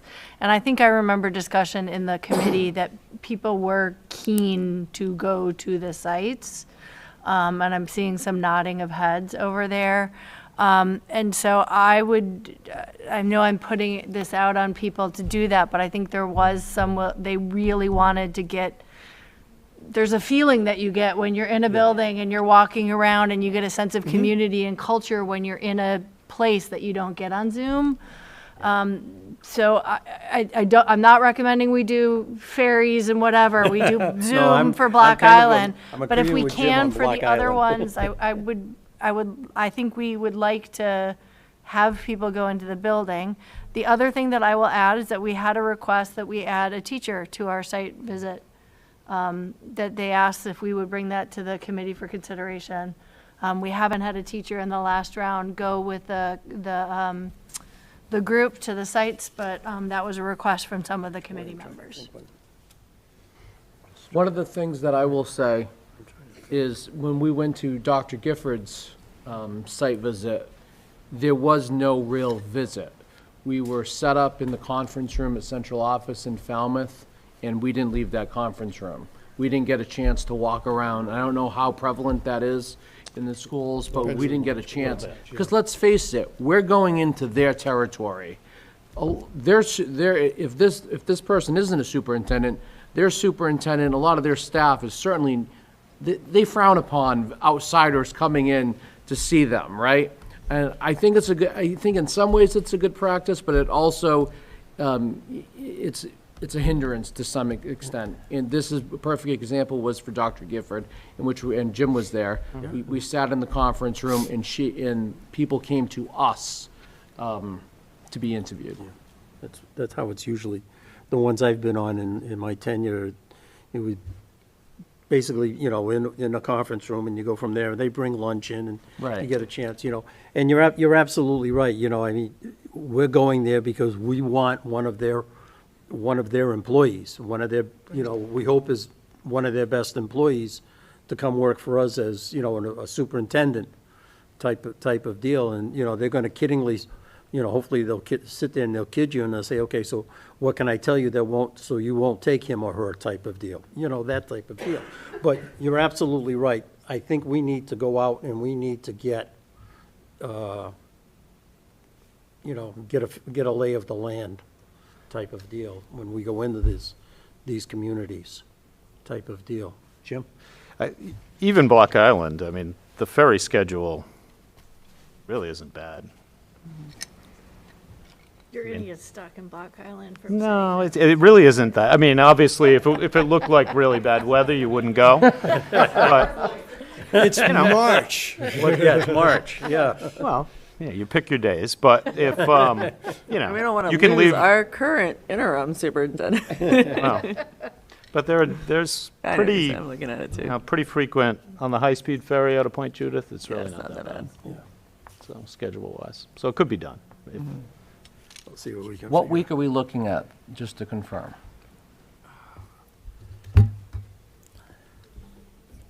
Well, if you wanted them done before your interviews, you're talking about next week. Right. out. Yeah, you're talking. That's what I'm thinking. You're talking about next week, or, Do you have a problem with that? Nope. I mean, you're not here, Shannon. Go anyways. I have work, Okay. so I probably wouldn't be able to go on site visits. Yeah, I'm And I the think same we way. do just two school committee members anyways, right? So Right. if someone else Yeah. wants to go in my place, I've already had a Yeah. chance to interview the committees. I'm fine with deferring to one of my colleagues to attend the site visits. Okay. Yeah. So, yeah, I mean, we've got, well, we're not going, aside from Block Island, we're not going, it's not that bad because I've got commitments Thursday and Friday night next week, but we'll be back in plenty of time for that, so I'm good. Yeah, these will typically end right about the time the school day ends, Yeah, so. 2:30, 3 o'clock, Yeah. yeah, that's when they've normally, Yeah. we get there at, 8, 9 o'clock Yeah. type of deal, so, all right. So I just want to Okay. confirm, so it's a Yeah. two day for each site visit by and large, like, Yeah, okay. and then we will Okay. do, We do two school committee members at each site visit, yes? if two committee members are able to go. Right, no more than, I guess I No, should no, say. no, the Right. Then two, it's- yeah. Okay. I'm not, No, yeah. we're not posting them as No. public meetings. No. No. Who's got what? So I mean. I'm out all next week. so Yeah, I know you're out. Someone I else can- can take my. I can make myself available one, maybe 2 of the days, tops. I can make, You're probably looking at I got 3 I can do. Monday, Tuesday, Wednesday, Thursday, or you could, if different people go, I mean, if there's only 2 school committees total, but if there were like 4 of you available on a given day, we could do 2 visits that day, split it up. Yeah. Yeah, I'll have to see if I can get coverage, because I'm teaching too, so Yeah, I'm in okay. this at the same, So- it might be problematic for me, but I'll try. Well, how about if we do this? How about if we plan for a Monday, Tuesday, and Wednesday? And then for discussion purposes, we do Dr. Girardi's by Zoom on Thursday. Does that work? I'm most available Monday and Tuesday, Yeah. so, at any rate. So then it'd be determination of who else do you want to bring with you. Right. Well, I would, and again, I'm going, put my experience hat on here, I'd like to have, if Mr. Kiley wants to go, and I'd like to have, you know, the high school principal, just, and again, this is just me, the high school principal and the middle school principal. And a teacher. And you want to be in a building, right? You don't want to be at central office. We want to be in a building, yeah, Yeah. please. Okay. We want to be able to, you know, get up. Oh, what's that? Both. Or both. We Yeah. can spend some time in both. We can, yeah, we can spend time. Or a boat. No, in Both. both. No, not a boat, not a ferry boat, no. Or in both. You know, Both, visit yeah. the central office, All right. visit a school. I do agree with Dr. Jenkins that I would like to see a teacher as part of it as well. That perspective. Can I flip back to them coming here? Yep. So if 2 are coming on Monday and 2 are coming on Wednesday, do we want to schedule the site visits so that they're kind of doing this?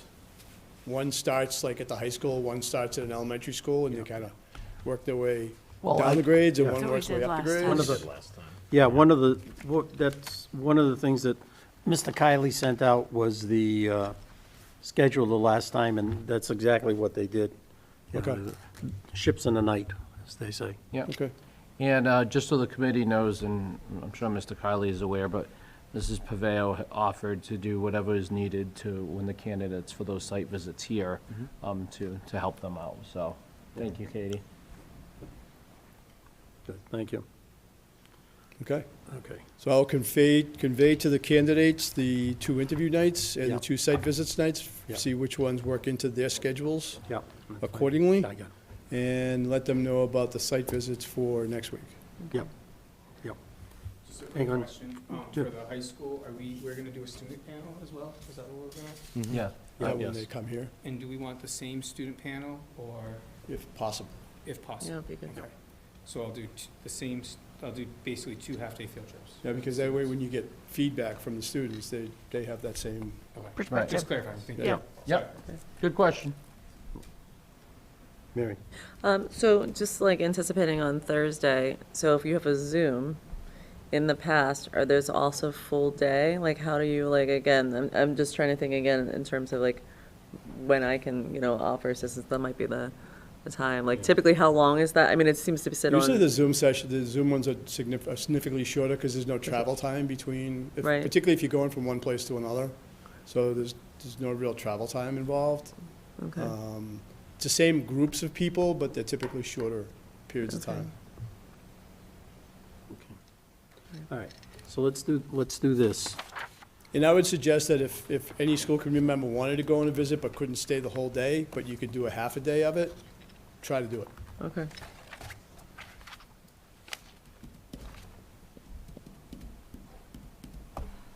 Okay, so I can make myself available, all 4 of them, so that's that type of deal, so. So But who, go ahead. I was just gonna say, so for Mr. Hardy's purposes, I'm just trying to get, we're just scheduling them Monday through what are we doing? How many days? Monday, we're doing Tuesday, the site Wednesday, and visits Thursday. Monday, Tuesday, Tuesday, Wednesday. Wednesday. And Thursday is Zoom. Thursday's the Zoom.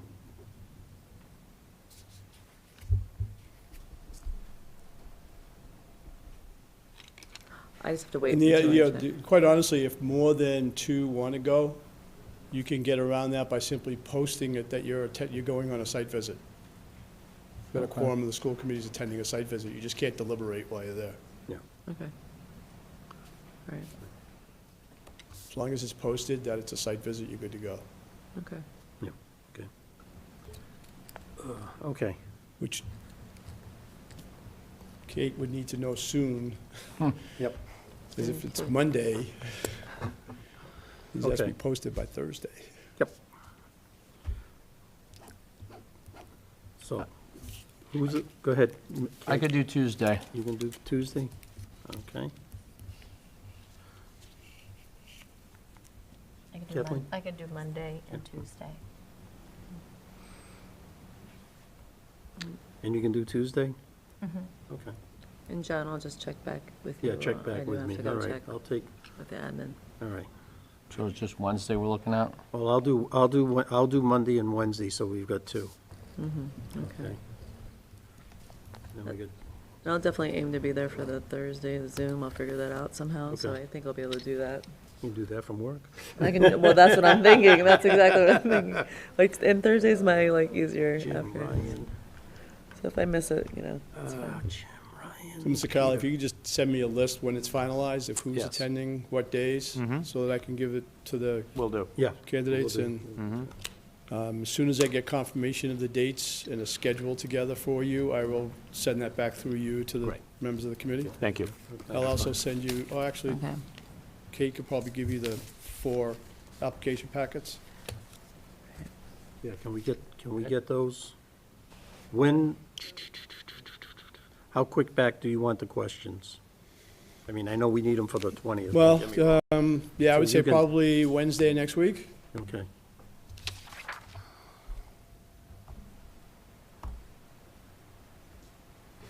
That's And I the- would ask you That to would be the 15th, yeah. prepare one that you're gonna ask for every candidate and identify that question. And then the 2 more with a third maybe possible in case we get duplication. But if there's any duplication, or if there's too much of one category, I'll call you back and, or I'll send you an email back saying, hey, you know, I'm getting 5 questions on budget and finance and nothing on leadership style. What do you? Okay. But we haven't decided, did we need to decide whether or not we're going to send any of those questions ahead of time, or is that something we have to decide now? Yeah, that we've got to decide now so we know. Do we want to send the standard questions to everyone and then leave the other questions in reserve? That would be, like, you're saying that we should ask the same questions of everyone. We can give them those questions, and then all those other questions that we might ask that we're going to vary, we could hold back. Which would be about Compromise. 5 questions Yeah. for everyone Yeah. that's the same, which will get you some level of preparation. Yeah. And the other questions. It's a hybrid. Yeah. There you go. Yeah. I like that. I'm fine with that. Okay, Okay, well, could do I that. will acquiesce. Okay. I'm not, but Excuse me. that's fine. So we'll send them the main question. Standard, The standard The one. one yeah. standard one, and we'll go from there, okay. Okay. All right, cool beans. So the only other thing we have to decide. Yeah, no, Air the no. whole thing that's- afterwards. No, I'm gonna have that discussion with Mr. Parati after the meeting. There's not going to be, you know, he wants to tape it, that's fine, but if it's not going out, it's not gonna get hacked. I'm gonna make a plea to anybody to please do not post anything on social media, things of that nature. I will also again reiterate, as I have done numerous times, but, you know, now that we have the finalists, you know, number one, there will be no public comment that night. Number two, to my colleagues, just remember, now that these names are out, the phone calls and things of that nature will start. And thank you very much, and this decision is ours and ours alone. So, I We'll would, ask, go at any that- go at it member of that the way. committee has any questions for me about any of the candidates, please don't hesitate to give me a call directly. I'm more than happy to share any insights we may have. The search committee members are free to discuss their personal thoughts with you. Excuse me, but they're bound by confidentiality. They cannot share what other people thought. They can only share what they thought. very good. Anything else from Mr. Thank Hardy? you. no? We're good? Yeah, All thank right. you so much. All right, thank you Thank very you, much, Jim. Thank you. Appreciate all the work. Thank you.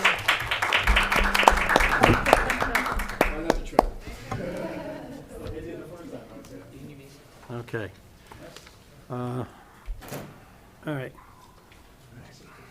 So we've got 2 school committee members, Mr. Kiley, Mr. Shea, Mr. Rossi, I'd like to go. You know, do we want a teacher, and who do we want? Or how do we go about that? I mean, I for one, and with all due respect, I'm not gonna sit here and say I'd like, you know, Miss Jones or Mr. Smith or that type, that's, I would, I, I I would leave it to the choice to maybe Mr. Kiley or. Mr. Kiley, Mr. Shea, Yeah, or Mrs.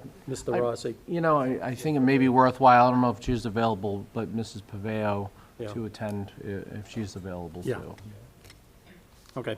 She may not know that we're, So should we seek volunteers who are interested in Sure. participating in that process? Sure. That's fine. Okay. Would it And be I can the send them same to my te- attention. Would it be the same person for all of them? That might be Doesn't- tough. that would be having to tough. replace them. Yeah, So you're why gonna, don't we because you're say- getting, you're gonna, It's tough yeah. for everybody involved. tough It's a for lot of everybody. commitment, so, One from each building? I'm just thinking about the kids. yeah. Right, Yeah, to- you're gonna- to you're gonna lose their put a- teacher right. for 4 days. You're gonna- Yeah, yeah, exactly. Especially, you know. especially again- next week, you know. I know. Yeah, I got you.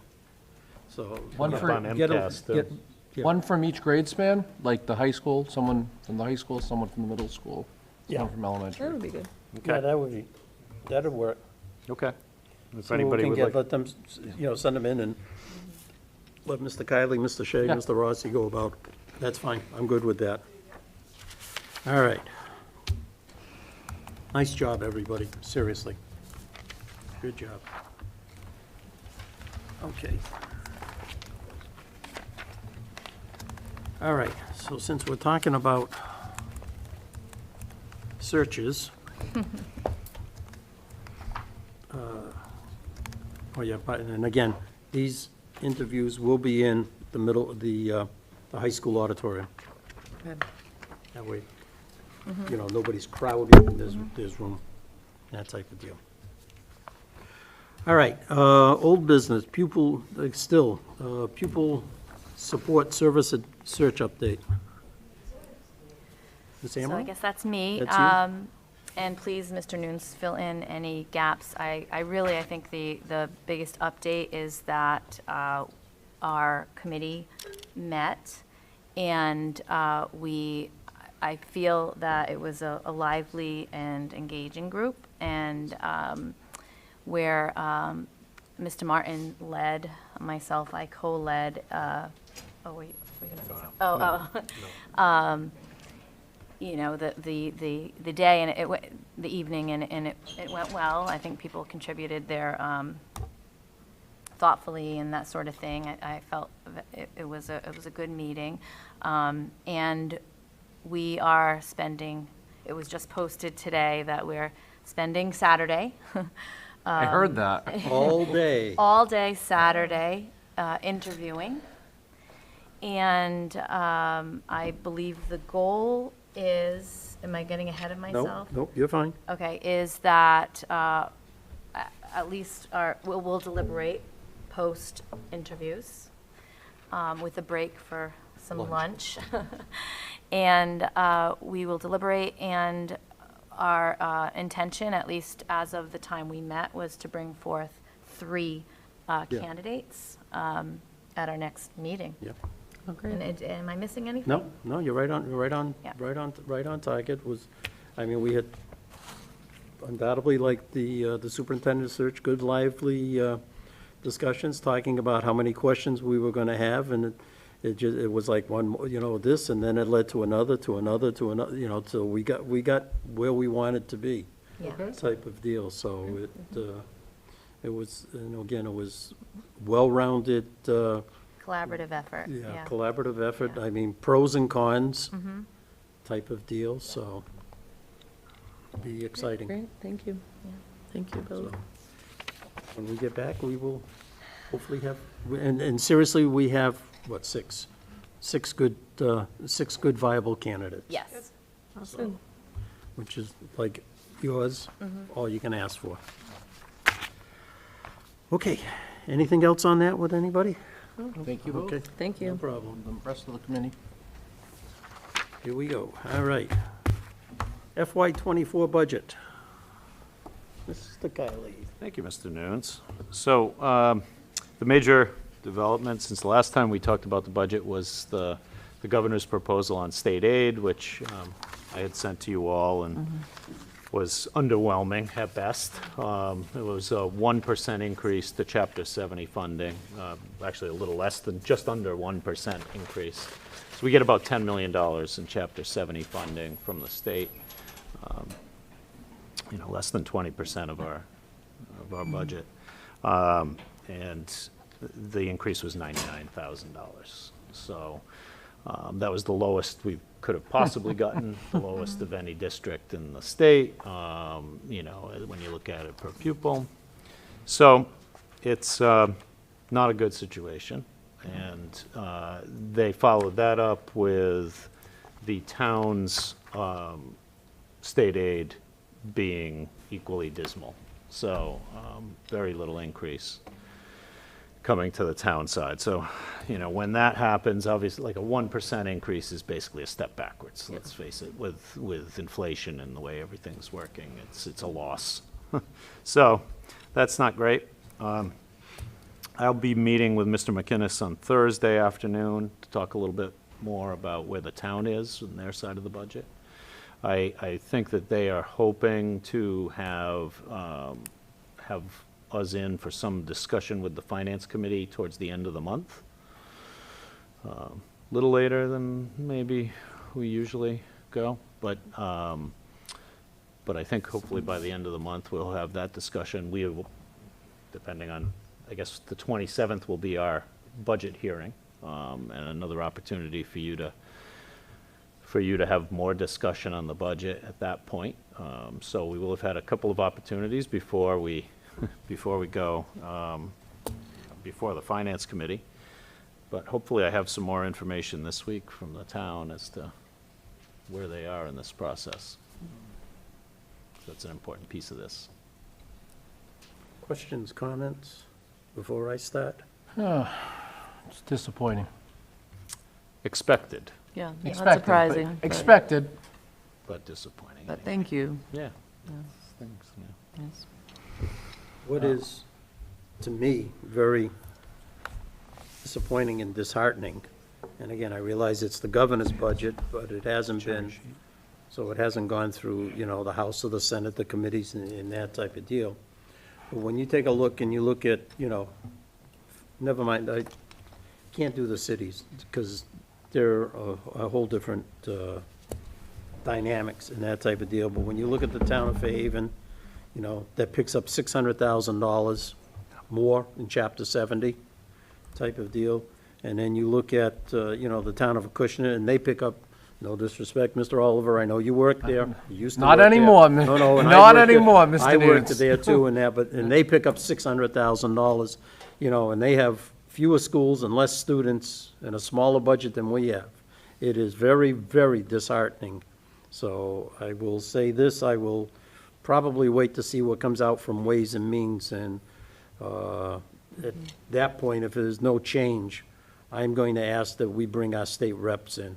We bring Mr. Markey in and have a discussion with him as to what in God's name is going on. Because, it's not helping at all, in my opinion. So, Dr. Jenkins. I don't disagree with you that it's disappointing.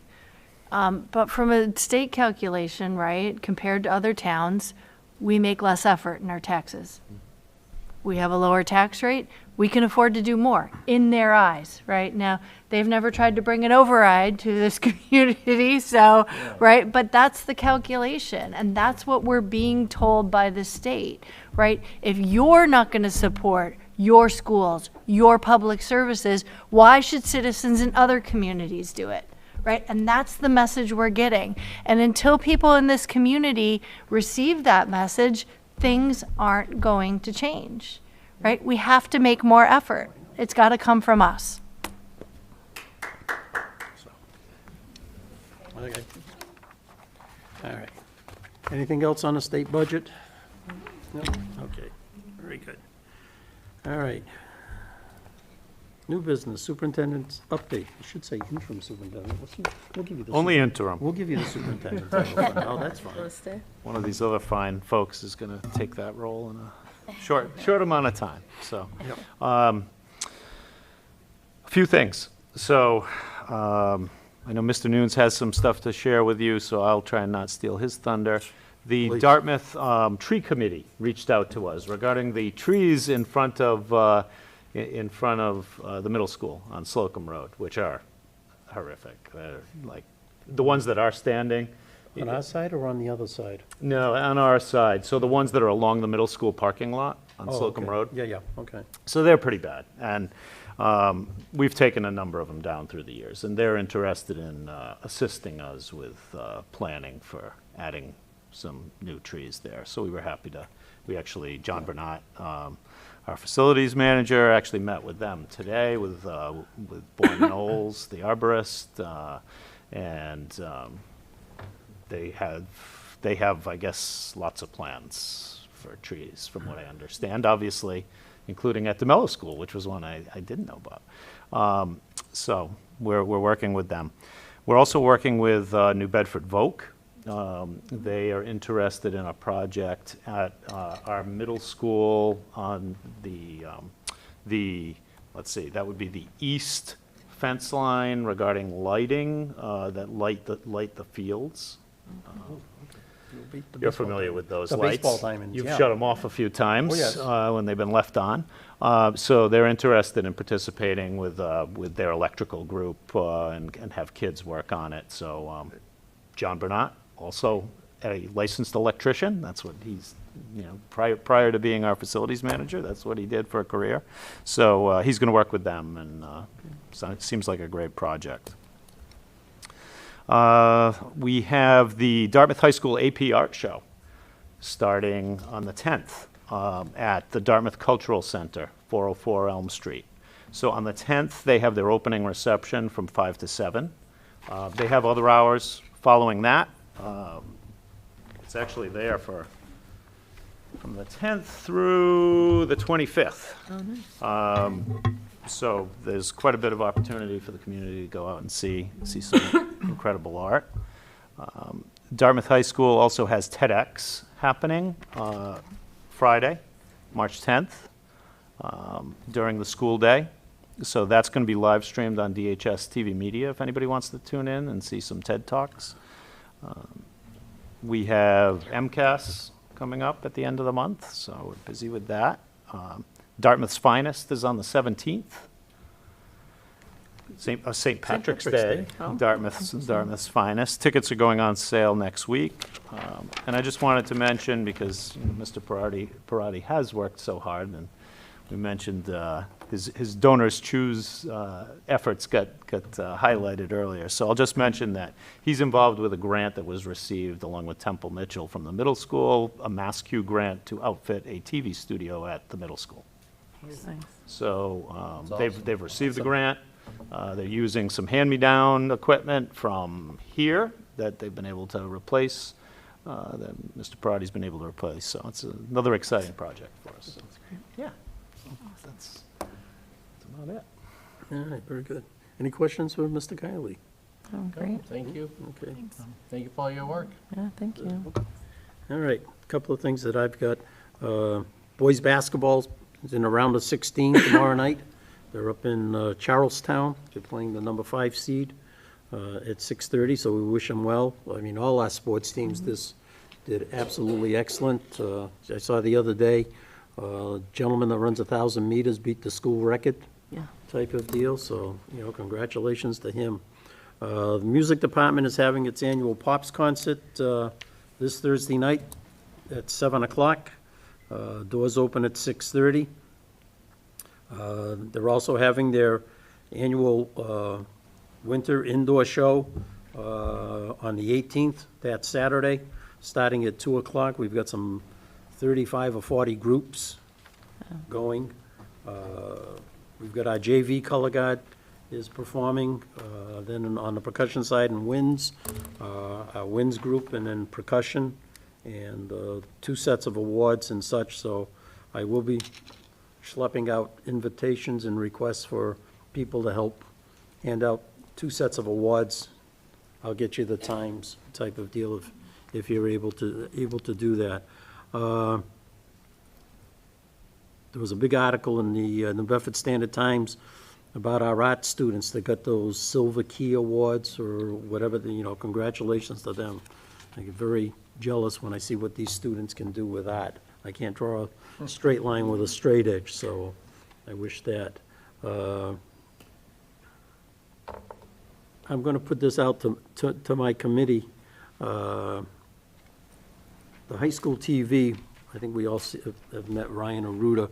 He wants to do an interview with the school committee candidates, you know, one at a time type of deal, but the same set of questions. I don't know, more so Ms. Amaral, how you feel about that. I'm fine with that. Okay, that's fine. I mean, I'll let him reach out. Reach out. I'll let him reach out to the candidates and Yep. set up a time, just. He's a great young man. Oh, was he so does a professional. great job. He We truly will is. just need to let, front desk, the security. Yeah, Know that this of course. coming in type of deal, Yep, we'll so. schedule it all. Get us scheduled with them, I'm just thinking of that, okay. All right, that's all I've got. Anybody? Dr. Jenkins?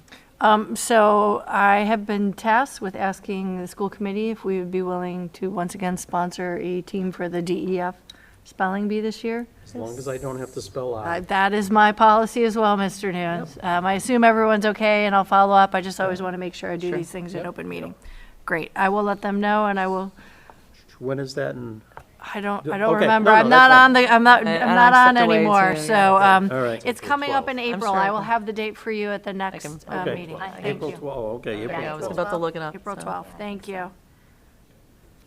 I most likely will be on a Rotary team Awesome. this year. Oh, hey, great. Okay, Thank you. somewhere, okay. Yeah, same as last year? I think so. I will follow up Let with us you know. all. Yeah. Again, I'd like to do these things in open meeting, so. No, That's fine. Thank you. No problem, okay. Kathleen? Yeah, so with my special ed parent advisory council hat on, typically the month of February, we do our survey, which then is presented to the school department.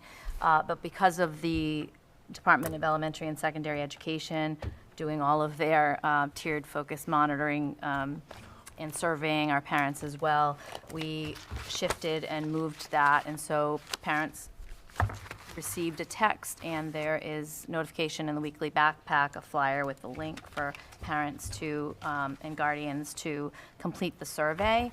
And that will be open until the end of the month, at which point then we'll schedule perhaps my counterpart, Deb, or someone to come in, or myself to share the results of that. It's a great opportunity for families to just provide input as to their satisfaction in terms of the services and supports that their children receive. And then on March 14th, so it'll be a very long day for me, at Potter School, we have the Special Ed Parent Advisory Council from 6 o'clock to 7:30. We have a workshop that we've had before. It's about anxiety in children and adolescents.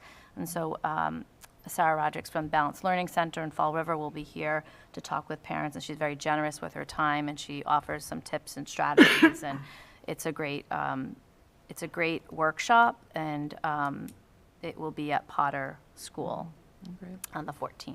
So that's all I have. That's great. Okay, that's it. We good? Good. All right. Thank you. Our next meetings are going to be March 20th and 22nd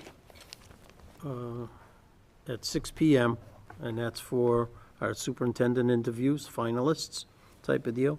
And then we will be meeting on the 27th, which will be we're just going to move that school committee meeting 1 week back. That's also going to include our budget hearing. That, okay? So, just a quick question, Yeah. Mr. Nunes, I'm sorry.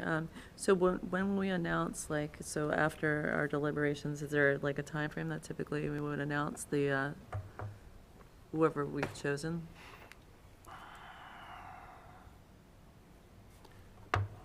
Probably do that on the 27th. Okay.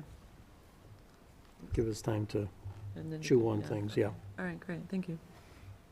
That's my thought. Go at it that way. Okay. All right. So at this point in time, the Chair will entertain a motion to adjourn into executive session for an update on collective bargaining and pending legal matters, and not return to open session. So moved. Second. Moved by Mr. Oliver, second by Ms. Wade. On the motion, any discussion? Hearing none. Roll call vote, please, Ms. Gunther? John Nunes? Yes. Mary Wade? Yes. Kathleen Amaral? Yes. Shannon Jenkins? Yes. Chris Oliver? Yes. Thank you very much. Enjoy your week. Be safe and happy St. Patrick's Day.